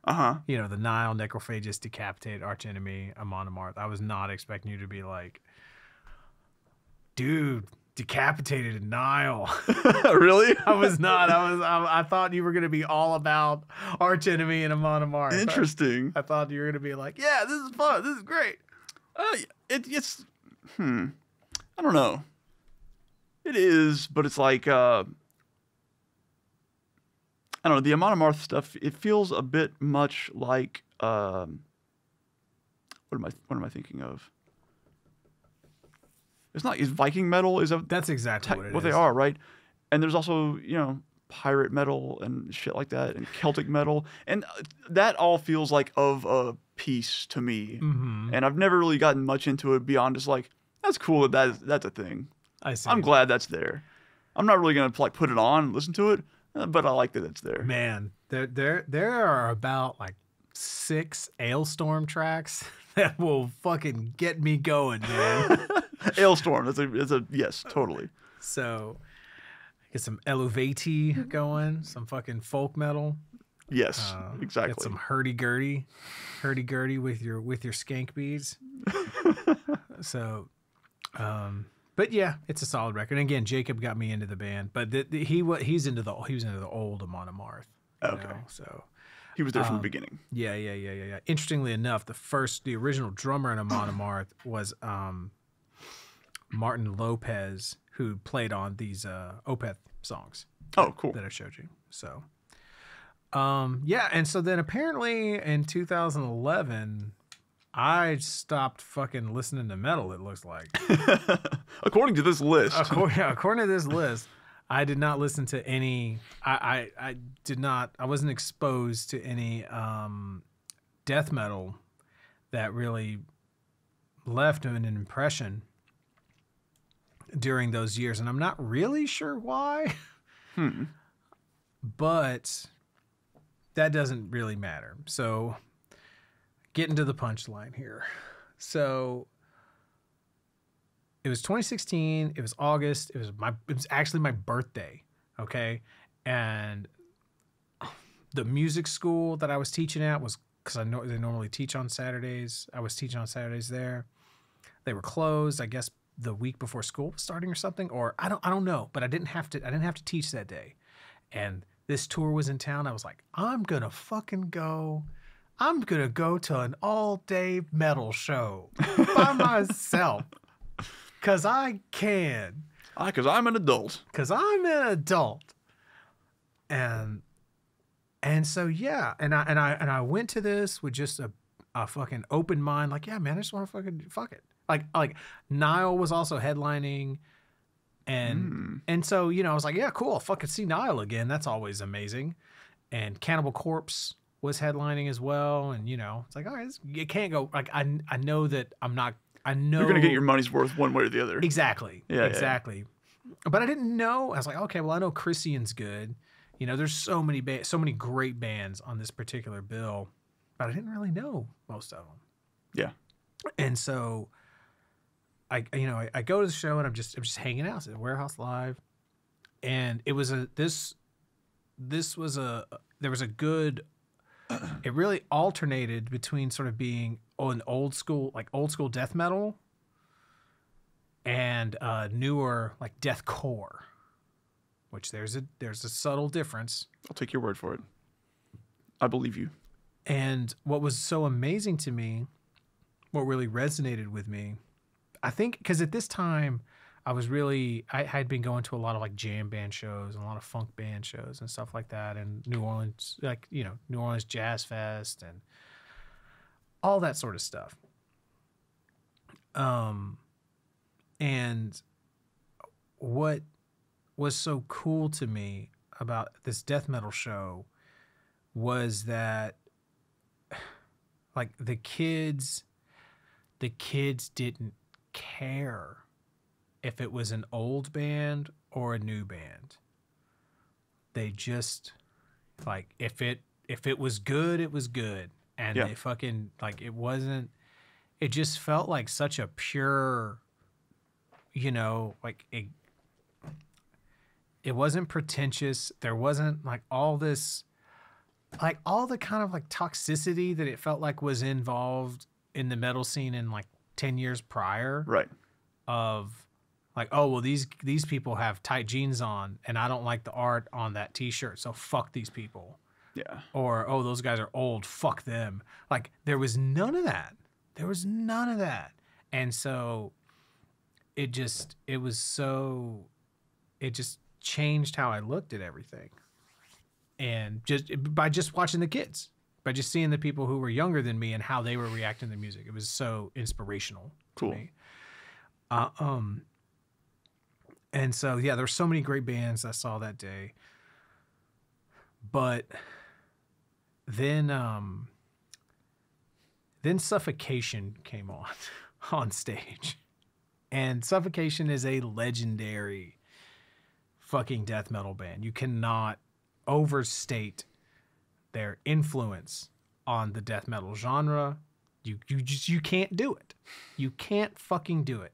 And somehow I had managed to avoid hearing a single note of their music until that day. And absolutely, their set, they play like 30 minutes. And I basically just put most of the songs that were on the set on the playlist. And that set changed my fucking life. A big reason that it did was because, and I didn't know. Like, now I can tell, you know, like I can like, oh yeah, that was this person on vocals and that was this, and I can tell you the whole history of all this shit. I didn't know that. Right. I thought that the Suffocation I was seeing was the Suffocation. Like I didn't know.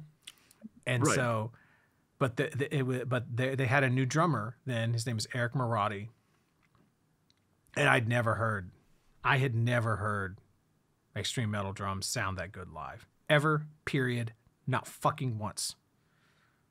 In 20 years of going to shows, I had not heard metal drums be that clean, that consistent, that precise. Not even close to how good that guy played.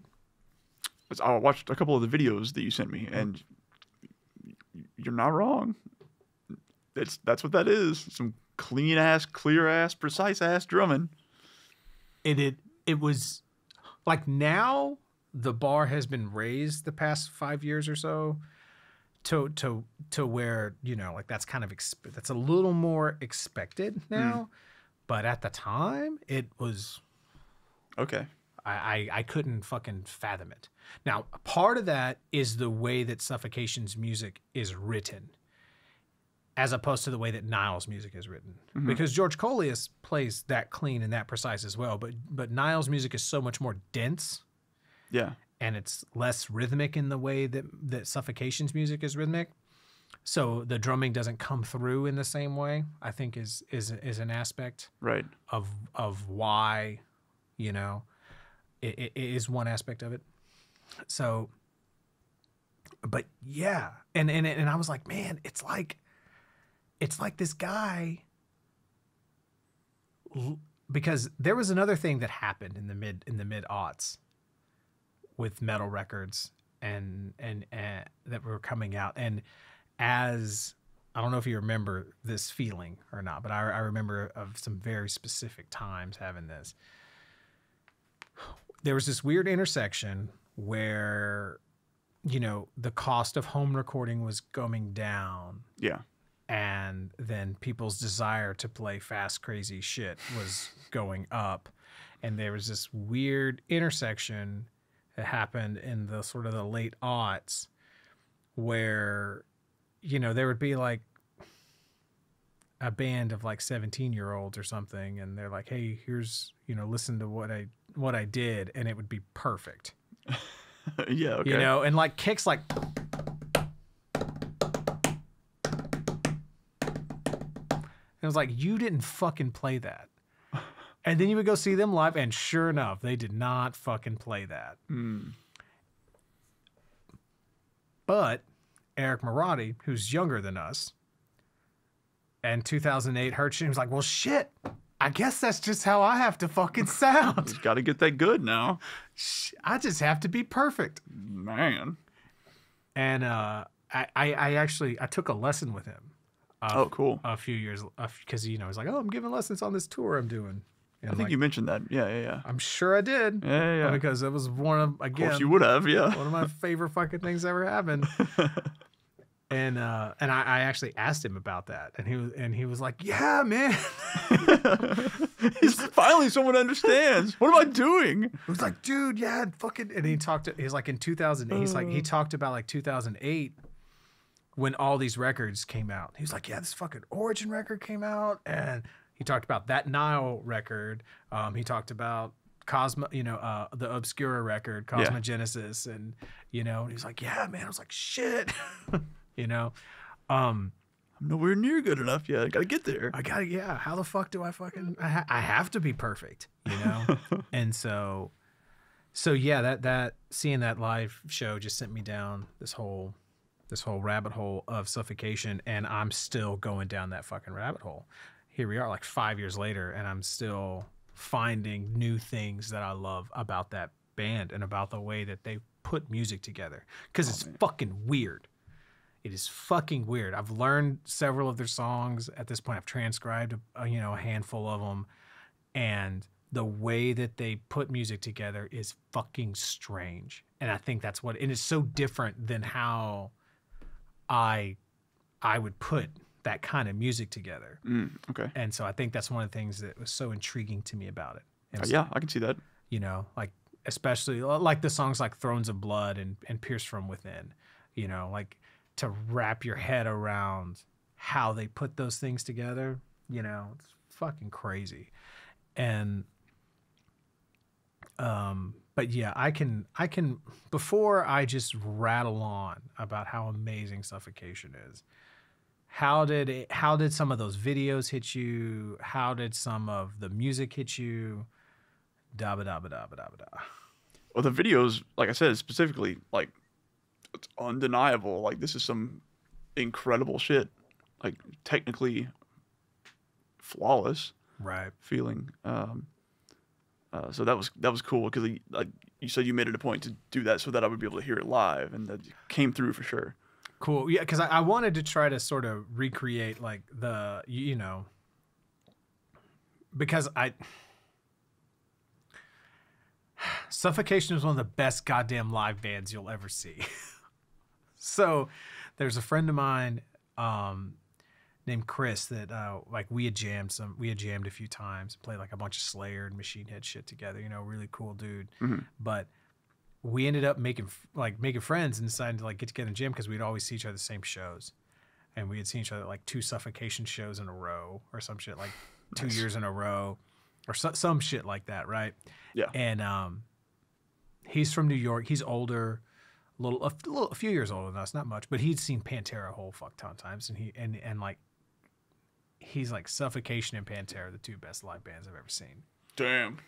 So well, there's your high praise right there. Yeah, so he puts them in that echelon. Right. And you can go and you can find similar to Pantera. You could find like, oh, here's footage of Suffocation playing at some festival in the Ukraine in 2007, and someone videoing them from fucking far away, and it sounds how it's supposed to sound. Cool. And so I wanted it to be really clear, like, that how fucking good they are live. Point made, I would say. I guess I don't know. I feel like I need to listen to it some more, probably to get like sort of the stuff you're describing. Yeah, out of it. what you would really have to do, like, so you would have to take like these first few songs, and you would need to just listen to each one like 3 times in a row. Sure. Is what you would have to do. Yeah. Because it's very dense music. Yes. And what is so cool to me about their music compositionally is that, and this will come up again more whenever we do the 1991 episode, where it's like, how did death metal become death metal? Mm-hmm. And my whole thesis is that you had to find a way to not be Slayer. and so the way that some bands did that was they said, we're not going to play fucking skank beats. We're not, the Slayer beat. We're just not going to play that fucking beat. We're going to do blast beats. We're going to do bomb blasts. But we're not going to do that beat. Right. Or we're going to do Slayer vocal styles, but we're going to do them with a different voice, or we're going to, whatever. And so they managed to keep a lot of the thrash aesthetics. Yeah.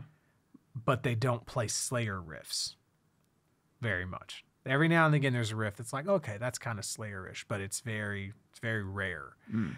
And then also Frank Mullen, the guy, the vocalist on all the records, he doesn't just have a unique sound to his voice. He has very unique phrasing. He kind of wrote the book on how you're supposed to phrase those kind of vocals. No one has phrasing like he does. There's a few people who sort of did that low percussive kind of thing, but nothing like he did. And in 91, Yeah. And so like the riffs are unique, the songwriting's unique, the drumming's unique, the vocal, like every fucking piece of it is unique. And every drummer that they've ever had has just been like a just fucking absolute monster. So it's gotta be, I guess. Yeah. So the original drummer is this dude named Mike Smith, who's just ferocious. And so he's the one who played on the song Entrails of You. Because I can't like give you some Suffocation and not have Mike Smith on some of it. But just, oh my God. It's just ferocious. It's just ferocious. He's still precise. I mean, he's still very precise. Still very like, these are composed drum parts. He's not like going crazy.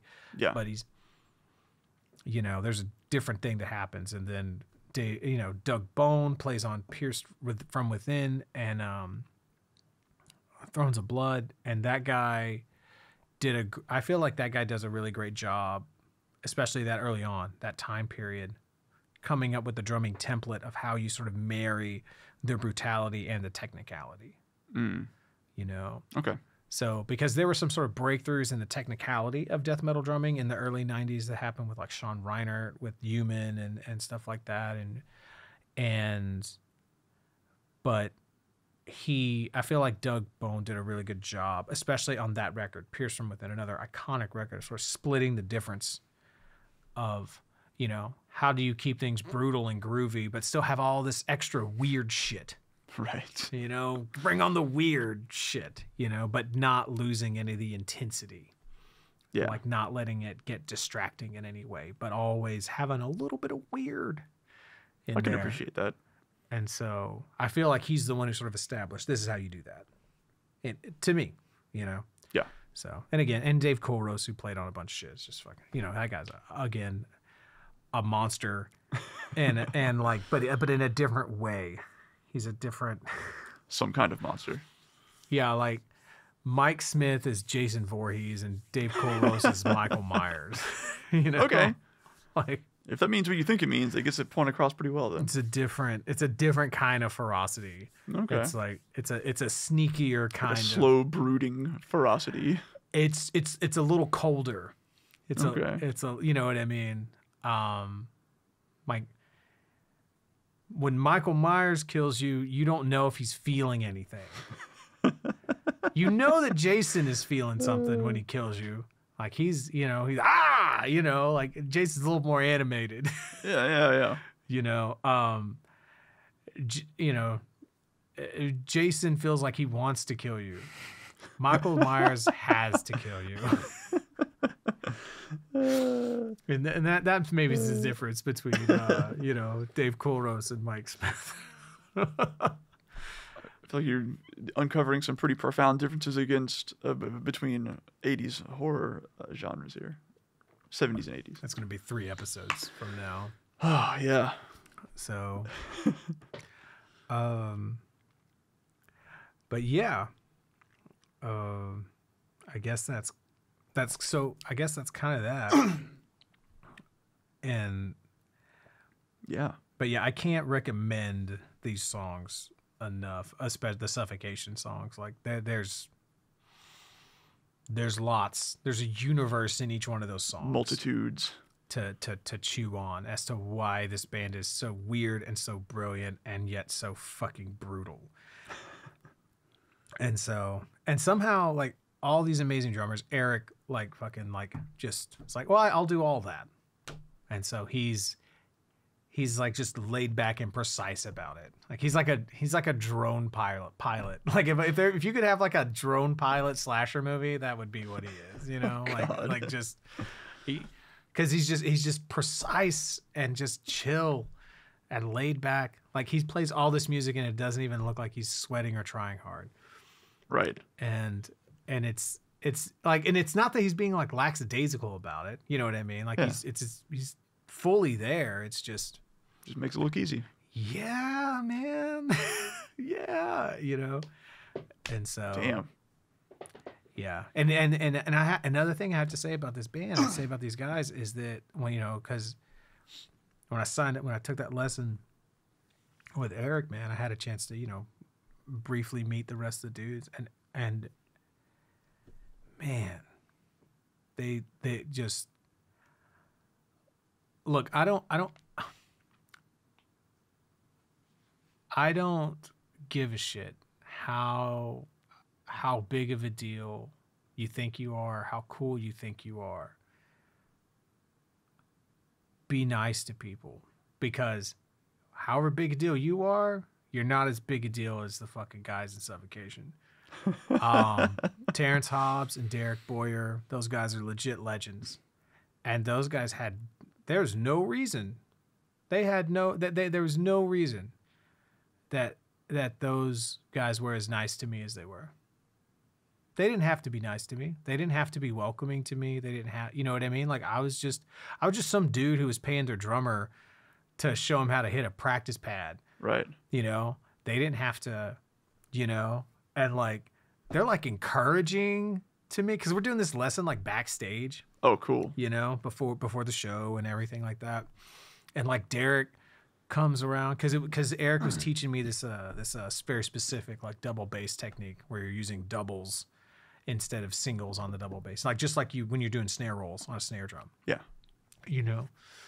very precise, a technique that allows for insane precision.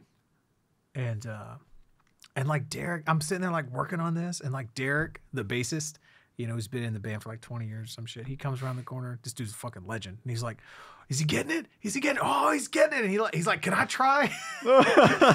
So like Derek sits down. He tries to fucking do it. He's like this like little dude and wear these big ass Van sneakers and shit. And, oh man, and then I end up talking to him like, like an hour later or something. And it was so moving that these guys just went so far out of their way. Yeah. Like, I mean, they were just putting in the effort to when they didn't have to be extremely fucking nice. Right. And almost like maybe they were just good dudes and they just enjoy what they're doing. Yeah. Enjoyed seeing other people, Right. Get to do that sort of thing. And they, so it was just, That's fucking awesome.